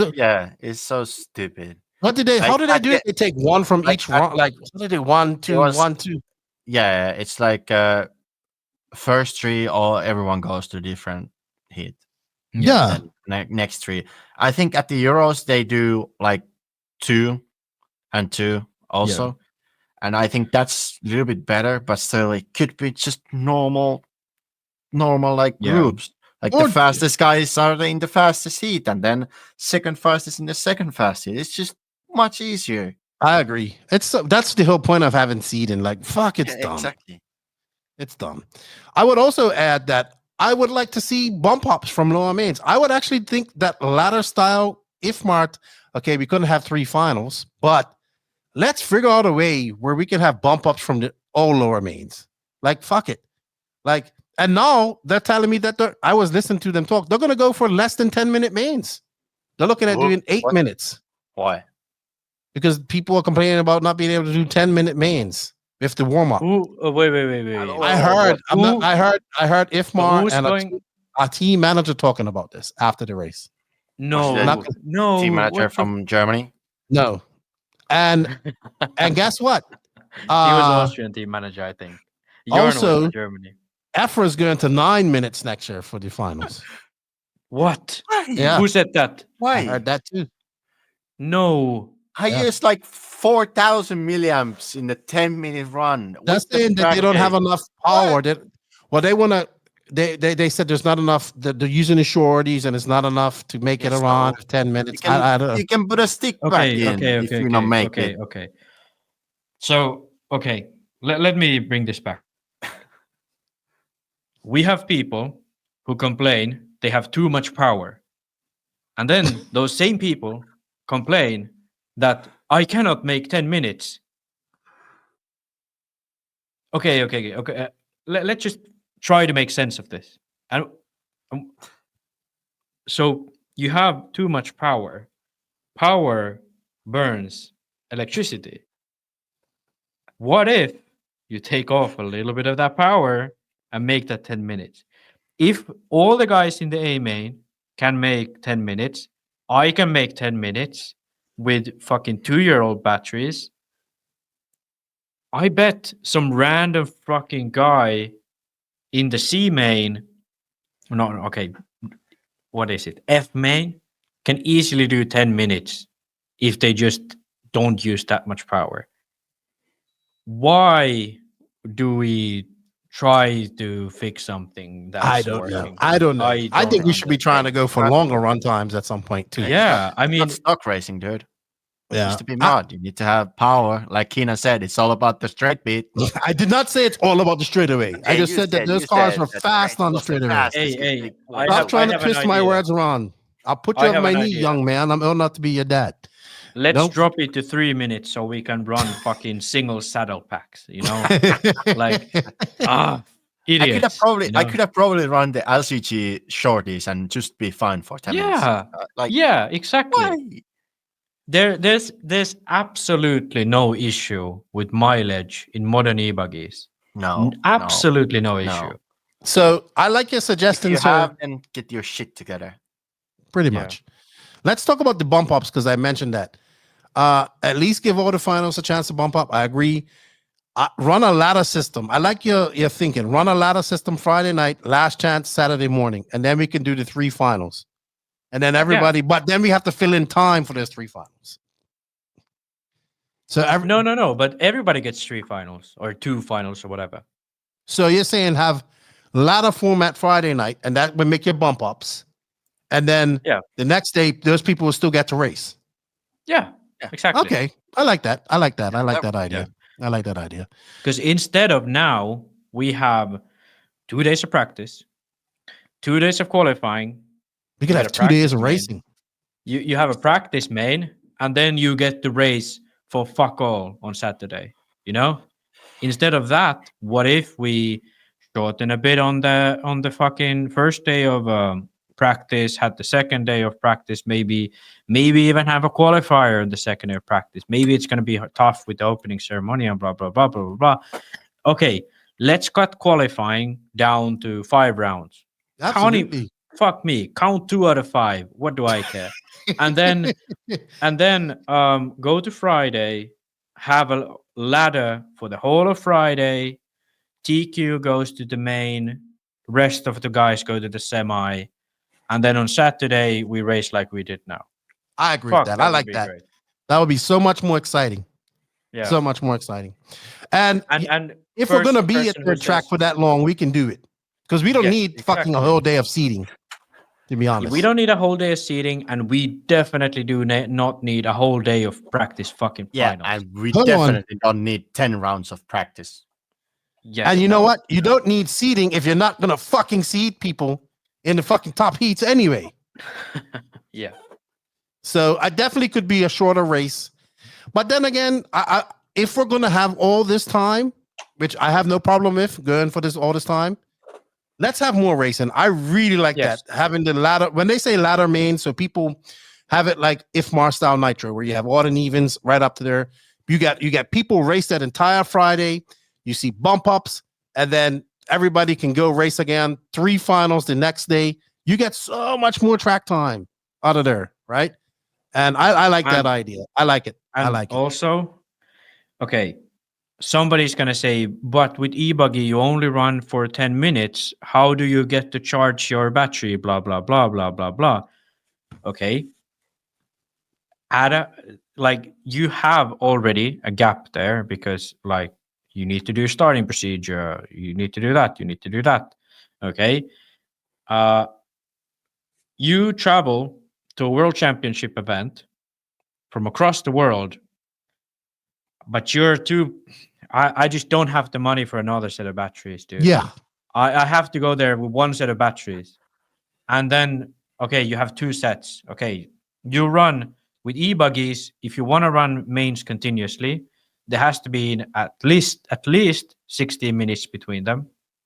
So if you have 2 sets of batteries and you bump up, you have another set ready and you bump up again, the other set would have been recharged by that time. And then you say, oh, well, with Nitro, you have 20 minutes, not for the lower mains. The lower mains in Nitro Euros still run for 10 minutes, to 15 minutes or something like that. So those guys make it out fine, and nobody's ever talked shit about that. So why now, when it would be Ebuggy, that would be an issue? No, it would not be an issue. And even if it was, add an extra 5 minutes break between each run, so you get a bit more time to wrench your shit. It's absolutely not an issue. It definitely can be done. And if anyone even tries to make the argument, but I only have 1 set of batteries, the batteries cost fucking 50 euros a piece. You spend more than that on your fucking luggage, just your extra bag that you take to event. Buy 1 less set of tires and buy yourself an extra set of batteries. I don't want to hear these dumbass arguments ever again, okay? Because I've heard it so many times of why we cannot do bumps in Ebuggy. Yes, we definitely can do bumps in Ebuggy. So don't even bother. Don't even bother with those things, okay? It's 100% should be done. It's easy to do. It can be done straight up. You just patch it onto this. Fuck with the practice mains. This is racing. We don't go there to practice. We go there to race. I would agree with that 100%. I like that. Let us know in the comments what you think about Max's suggestion. I like that. All right, let's move on to something that I feel. Oh, go ahead, Pekko. Go ahead. One more rant. First thing we had to do at this race, we had to mark our chargers. We had to mark our chargers and bring them to the charging table. I hate that charging table. Why cannot you charge your batteries at your own table? And there would be a guy just watching that. Okay, this guy is his batteries are in the library. He's fine. So they were checking that you were charging your batteries in the lipo back, and they wanted to have all of these lipos in the same place in case of fire. I said that to Max. Imagine if one of these batteries like explodes. It will explode all of the batteries. I agree with you. Burn all I of the said this to chargers. Max. It's like it's worse than a fire on your table. I agree with you. Yeah. Well, okay. I agree. But I think the theory behind this is that it doesn't matter if 100 light bulbs burn, but it matters if one person gets a burn, like a really bad burn. Okay. So I think that's the idea behind it. Yeah, but I do agree. You know, not, when your lipo causes fire in the lipo, it's not that big, but like, why would you just sit there and watch it burn? Like probably the first thing you would do when your lipo explodes, you're like, oh, move back. Yeah. I agree with you, Pekko. I said that to Max. I said, yeah, why have the charging table? Because if one lipo goes up, every lipo is going to go up, right? Yeah, it's not safer. No, but wouldn't be? It's safer for people, I think. Oh, Jesus but it's Christ. not really safer for the. Talking from a person who's been involved in many lipo fires and pits. Yeah, that's why you shouldn't have them at your pit. I don't want to pit next to you. None of those guys were used. No, okay. I weren't me doing the lipo fires. One was JQ, one was Smoker. Yeah, I have had one, and also Max. He had a batteries at King of Estonia, which were like they were like small shorties, and they looked like the big ones. They were so. I just expanded my LCG ones, but they didn't burn, dude. But yeah, I do agree. Let's have the chargers at our pit table, and let's limit the charging voltage, amperage, so that you cannot like peak them. Nobody's gonna do that in an 8-scale event anyway. But let's make sure nobody fucking peaks your batteries at a stock event either, because that's fucking dumb. All right, let's move on to something that I think needs to be changed, and no fucking announcing at this race. And when I say that, for my American friends out there that listen to this, when you go to a race and you hear like Scotty or Lance or Jimmy and they're calling out and making the race excited for everybody there, dude, they fucking tore the ass out of this shit. There was no announcing, none, but you couldn't even fucking talk. Like, they didn't want people talking in the crowd. Stetson was anal about this. Stop talking. He reamed these young French guys. They were sitting next to each other. That front straightaway where the two chairs were back to each other. They were just talking. The race hadn't even started. Stetson like a fucking school teacher. I told you stop talking. This is the second time. You know what would have happened if that would have been Lefty? Lefty would have took that fucking plastic chair of his good right arm and flung it up on that fucking driver's stand, and then I would have got a ban. There's no reason to talk to people like that. It's too much. Listen, we went to did the 12 scale. Look, if on-road guys can handle fucking loud announcing in a fucking building at a world championship event, then off-road guys who will get it all the time can handle it. At the 2023-4 Worlds, whatever it was at Beachline, 12 scale Worlds that we was there, the guy Jared Barden was doing a great job announcing the race, and it was fucking blaring. He called a race like announcer. It was good. Dude, it's fucked. Everybody sits there, and when somebody does good, it's like a fucking cough clap. Everybody just does that. It so fucking kills the atmosphere. But to have, it was boring. And it's so boring to drive. It's just driving around, hearing this fucking you don't even know where you are. Motors. You're just like, oh, what a nice club race, dude. Dude, it was silence. It was so quiet, you could hear the tires breaking at the end of the straightaway. Yeah, and I was at the very other end of the straightaway. I hate this. Like, every time we have this, it's so terrible. I hate it. I hate it so much. And it reminds me of that rant JQ had when you and Max stopped at the 10 scale. Do you have it? I don't, but I can't even remember where he goes. It was like vacuum cleaners going around every straightaway. All you heard was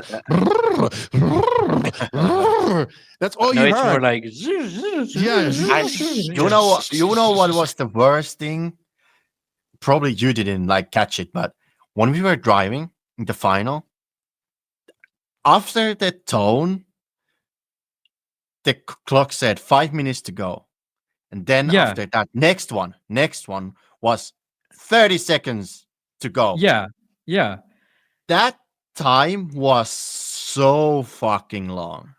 Like that's when I was talking to Michael, he said in the last main, he made the mistake because he was like, oh, this is so long. This feels so long. I hope we're already done. Like he never knew like how much is left. And he got like nervous and then he made a mistake. Because it's just I noticed that because there was like in nitro races, you get like 2 minutes to go, 3 minutes to go. You get 5, 3, like 2, 1 minute to go. 1 minute to go, and then you get the 30 seconds to go.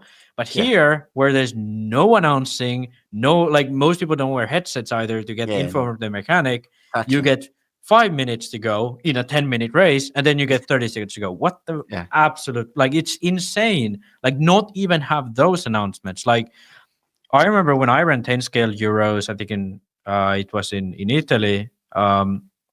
Even then, in qualifiers, you had, positions after 2 minutes, and then it was the countdown. Here, exactly.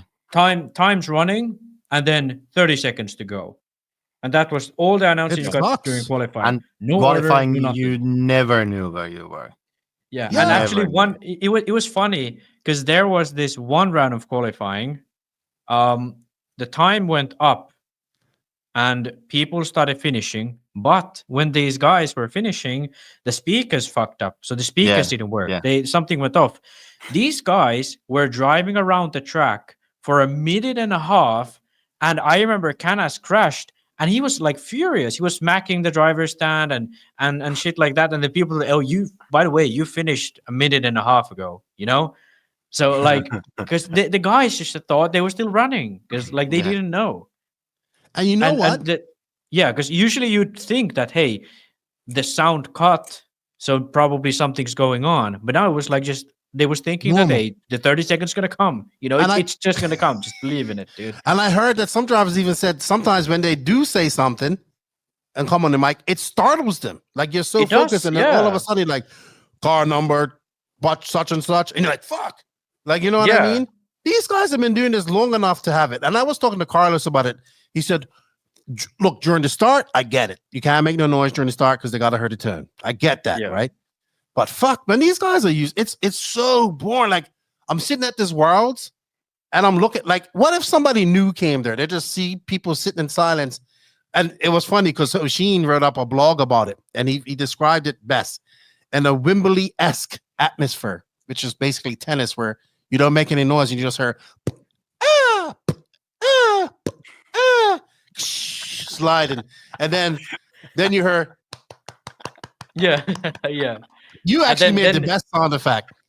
Yeah, and then it's like when they play a new ball, it's like quiet, please. And Oshin made the best jokes about this because he's not British, but he's Irish, so he knows all about this culture. So he said, because in tennis, like if they need new balls, they say quiet, please, and then there's new balls. They have that announcement. So he said that like somebody should do that when Stitzen goes quiet, please. Like somebody would just like yell there new balls, and then I bet everybody would have laughed who knew. Hey, I was sitting there when Stitzen talked, and Oshin was there too. When Stitzen talked to that young French guy, like that, that's not how you talk to people, and it's not necessary.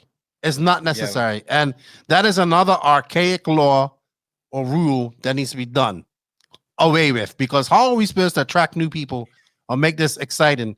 In fact, Tom Cockrell asked me to film the start of I filmed the A3 final and they put it up side by side.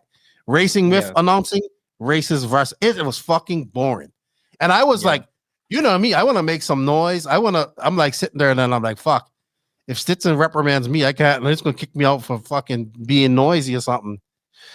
Yeah. So it's fucking stupid. It's fucking stupid. Like if you were there, it was seriously when you would see something and people don't even want to say nothing. Like the crowd don't even want to say nothing. It sucks. Yeah, exactly. It sucks. Anyway, you know what? Other than that, it was a good event. I had a lot of fun there. Thank you, Max, for all your hard work. Thank you to everybody who participated, all the racers that participated, the organization, the everybody that did. It went off pretty good. The only thing I would say I didn't really like was the trophies weren't too good afterwards either. I know Pekko was talking about it. Where's your 10th place trophy? Show me your world's 10th place trophy. Yeah. Could have been a little hand better. up for Amazing. Yeah. Put your hand up for scale. Yeah. Yeah. That's my only complaint with the organizers. Trophies could have been better. Trophies could have been better. I wish more Americans would come as well.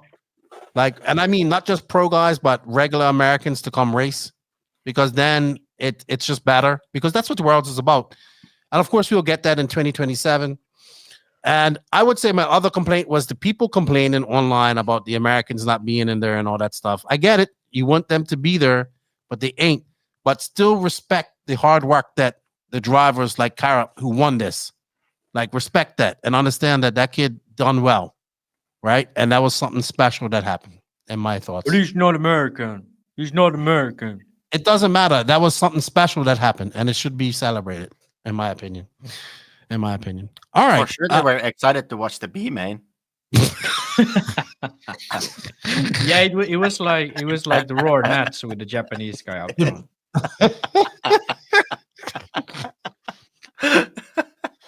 That was a good one. That is probably going to trigger the nations there. But you know what?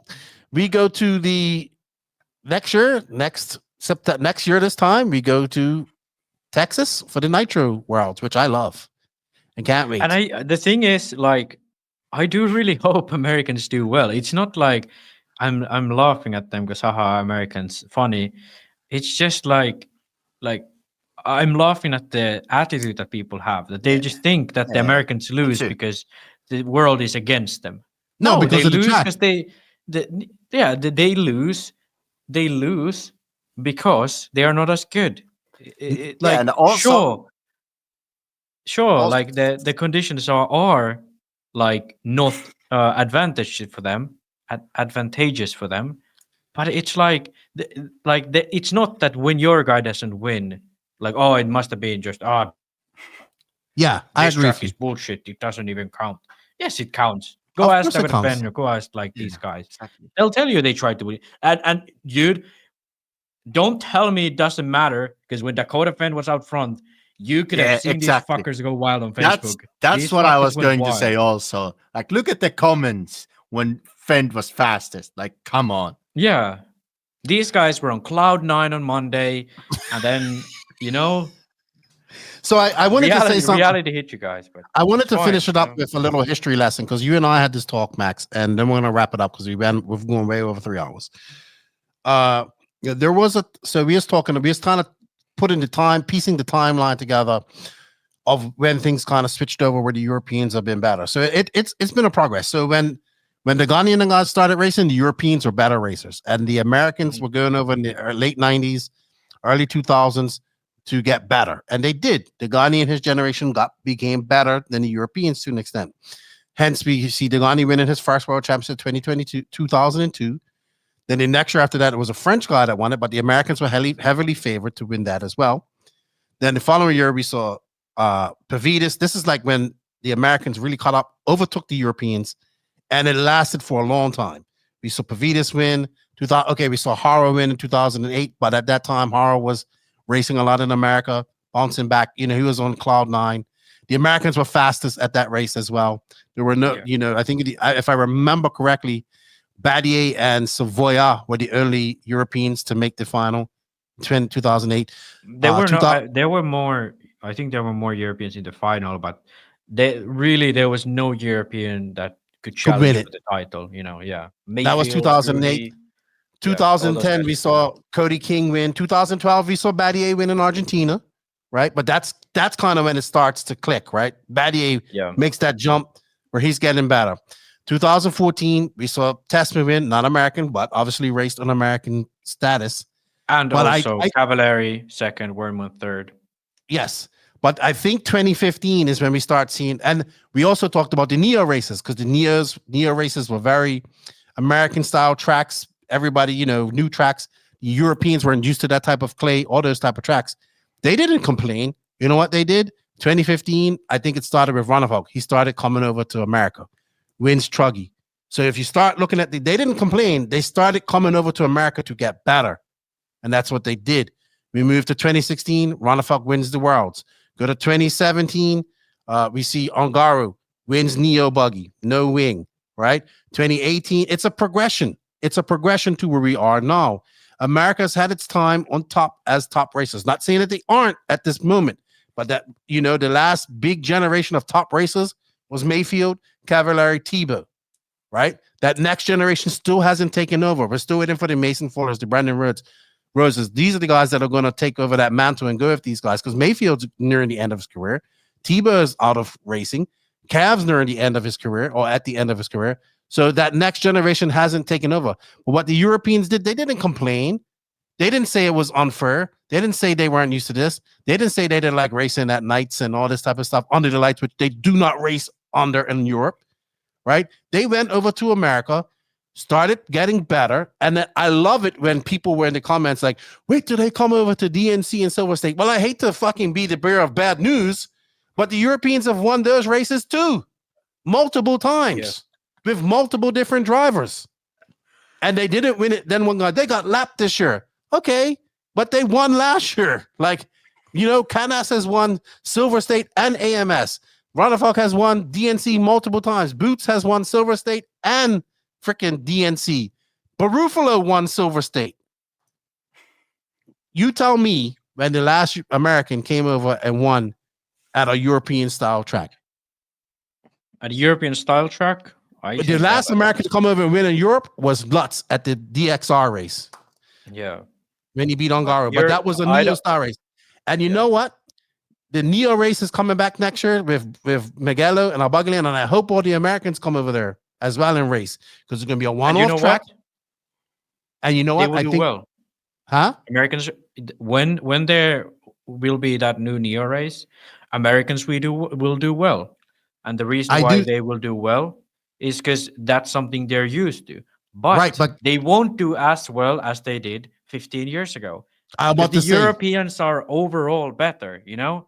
Because they put in the work. They took their losses. They put in the work by coming over to America to get better. Yeah. And they're right now, they're very good. I'm not saying they're going to go over there and win every race, but right now, the track record between Euro and Americans when it comes to World Championships, when it comes to these guys all coming together to race, Europeans are up. And they took their lumps for many, many years before it came like this. Before they started, they did the work that they had to do. So I hate when people try to take it away from them because of the track. Was the track an advantage to Europeans? Yeah, I would say so. It's a European style track. Absolutely. Fast, flowing. You don't have tracks like that in America, but you made a good point. You don't have tracks like that in Finland. Kauki Kata doesn't have tracks like that in Japan. Yeah. It doesn't matter. The cream should always rise to the top. It didn't happen this time. Things happen. You don't win everything. It's called racing, not called winning. Yeah, I think the biggest thing for Americans is like when a Japanese guy comes over and beats all of you, there is no excuse. That guy never races in Europe. Never races in America. Never races in America. Sure, Asia does have higher grip tracks that are sort of coming to more of this flowing style. But he doesn't have the level of competition. He doesn't have competition. The tracks that's close to him are not like this. Like he had, like, as an American, you have no excuse losing to Koki Kata. Yes, he's an extremely talented fella, but you cannot say that you was at a disadvantage relative to Koki Kata. You was not. You absolutely was not. Give the people their flowers, and we got, guess what? We got a 10 scale Worlds coming up where the Americans can win. I think they can very win likely that. to win. Yeah, very yes. likely to win. And then we have the next 8 scale Nitro Worlds in America as well at a track. An America that will be an America. Well, hopefully we don't know what the track's going to be like, right? And guess what? One thing. I asked Davide Ongaro, hey, are you going to go to Thornhill to practice? He said, yes, at least 3 times before the Worlds. How many times did Ryan Mayfield show up to Redovan before the Worlds? Exactly. Not even fucking once. Not even fucking once. I agree with you. On that. Same with Phend. Rivkin was the only one to go to the warm-up. Now, I will say this. In the Americans' defense, they have a much more hectic schedule, especially Phend, between 8 scale and 10 scale. Yeah, but still, you can prioritize. Yeah. Hey, I get it. I'm trying to look at both sides of the coin here. Think about, you want to win AMS or Worlds? Which one you choose? I'm not disputing that. I hope. Well, we won't see it in the next 2 years because there's no Worlds in Europe, but it's going to come around again. Yeah. So, but you know what? Okay, here's the thing, though. Luckily, we have someone like Fee, who doesn't think like the other Americans, who actually they have a goal for the future, and they go around the world to race to be good. They don't do things like every other person does, and they try to be better. And I think Fee is going to be the one who's going to take America to the next level. And I think he's going to be racing under the Vietnamese flag too. So. It's a tough one for them, but I really think that he is going to be the one who changes it. Here's how it goes: you take your loss, you go lick your wounds, and you come back and you fight. Exactly. That's how it goes. And they're going to get another chance in Australia, and then we get another chance in Texas, and then in 2027 we get another chance at this. That's how it works, right? Exactly. And then it's just, that's why it's called racing, man. It's a worldwide thing. When you race something and you do something that's worldwide, there's going to be people that are better. That's it's not like American football where they're the only people that play it, so they can be the best in the world. Yeah, right. There's other people out there racing hard. Yeah. So just be happy that a young man at 17 years old who barely races 8 scale, generational racer, is doing well, because that is good for RC and good for young people in RC. Yeah. Congratulations, Marcus. Yeah. You're just as fucking awesome as I said you are. Yeah. Not a typical Danish track, dude. Didn't seem to bother him. Anyway, that's probably going to piss people off. But you know what? I don't really care, because people should have Facts don't care. Facts don't care about your feelings. There you go. See, now Max is going to twist that knife. And we're going to end this. Max, Pekko, thank you for your time. This was a long one. Hey, it's going to be a lot of editing. Comment. Oh, let's bring up our favorite comment. There's 2 favorite comments of the week. One, I think I have it here. One was. Do you have, because my phone ran out of battery, so I can't. Yeah, because you wouldn't shut up, and you went on for 3 hours as usual. I think this time it was you. It was both of us. Yeah, but it was the Worlds. So okay, I can remember this comment, and this was the one we got during the Worlds. His name was Bob. This guy, I'm not gonna say his last name because of I don't mind it, Here's Bob. So Bobby Man said after, I think it was the second day of practice, Ongaro was 6th. Bobby Man came and said, it was ever since, that Davide Ongaro guy, ever since he left Hot Race, he's just never been himself. No. It went like this. Tires is our major thing here in RC. Ongaro has not been on pace since he left Hot Race. It was that simple. Yeah. That was funny. Here's the other one that made me laugh on YouTube. Imagine if Bloomfield was here with a TLR and a Nova Rossi. He says, imagine if Bloomfield's to race and TLR and the Nova Rossi. I'm like, dude, it's a fucking Ebuggy World Championship. Hey, come on. The comments are always funny. Keep them coming. Those are this week's most funniest comments. But truthfully, I want to thank everybody that supported the NNRC content, all the sponsors that made it happen, all the people that tuned in. We greatly appreciate it. We can't do that without you guys. If you like that type of stuff and you want to see more of it, we need you to like that stuff. The numbers need to be good so we can go to companies and get budget to go to these type of races. Because Max has a full-time job and that he has to take off time or school to do. Right? This is my job, but Max has to take off time, and it has to be worth it, his time and worth his effort. We're definitely going to try and be at the at the Worlds next year. That's definitely it. It's just that these are the only type of races that we can probably get money to go to it, right? Are the World Championships. So if you like that type of stuff, then support the content, and not just us. Support everybody's content. Red RC, Circus RC, RC Racing TV, all these companies, because they need your support to make this happen. Only you guys can make it happen. But thank you to people that tuned in. Yeah, the thing is that nobody of those companies that go to these events really make any money. Like no, they barely break even, if even that. So, like, yeah, absolutely. It's like this is for the love of the sport, you know. Passion. Absolutely. Pekko, good job of making the A final, dude.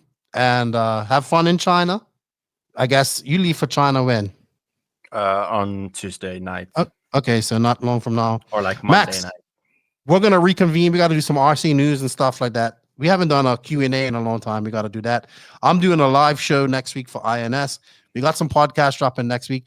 Check out the links in the written description for all the playlists and videos. I still have the video to go up as well. There's some driver interviews. And thank you everybody for support. It was a great week in Barcelos. I had fun with you guys. And once again, congratulations to Marcus Kaerup. Before I go, I just want to say thank you to all the NNRC squad around the world. We can't do it without you guys. To the patrons and YouTube members, if you wish to support us, you gladly can. We need that help.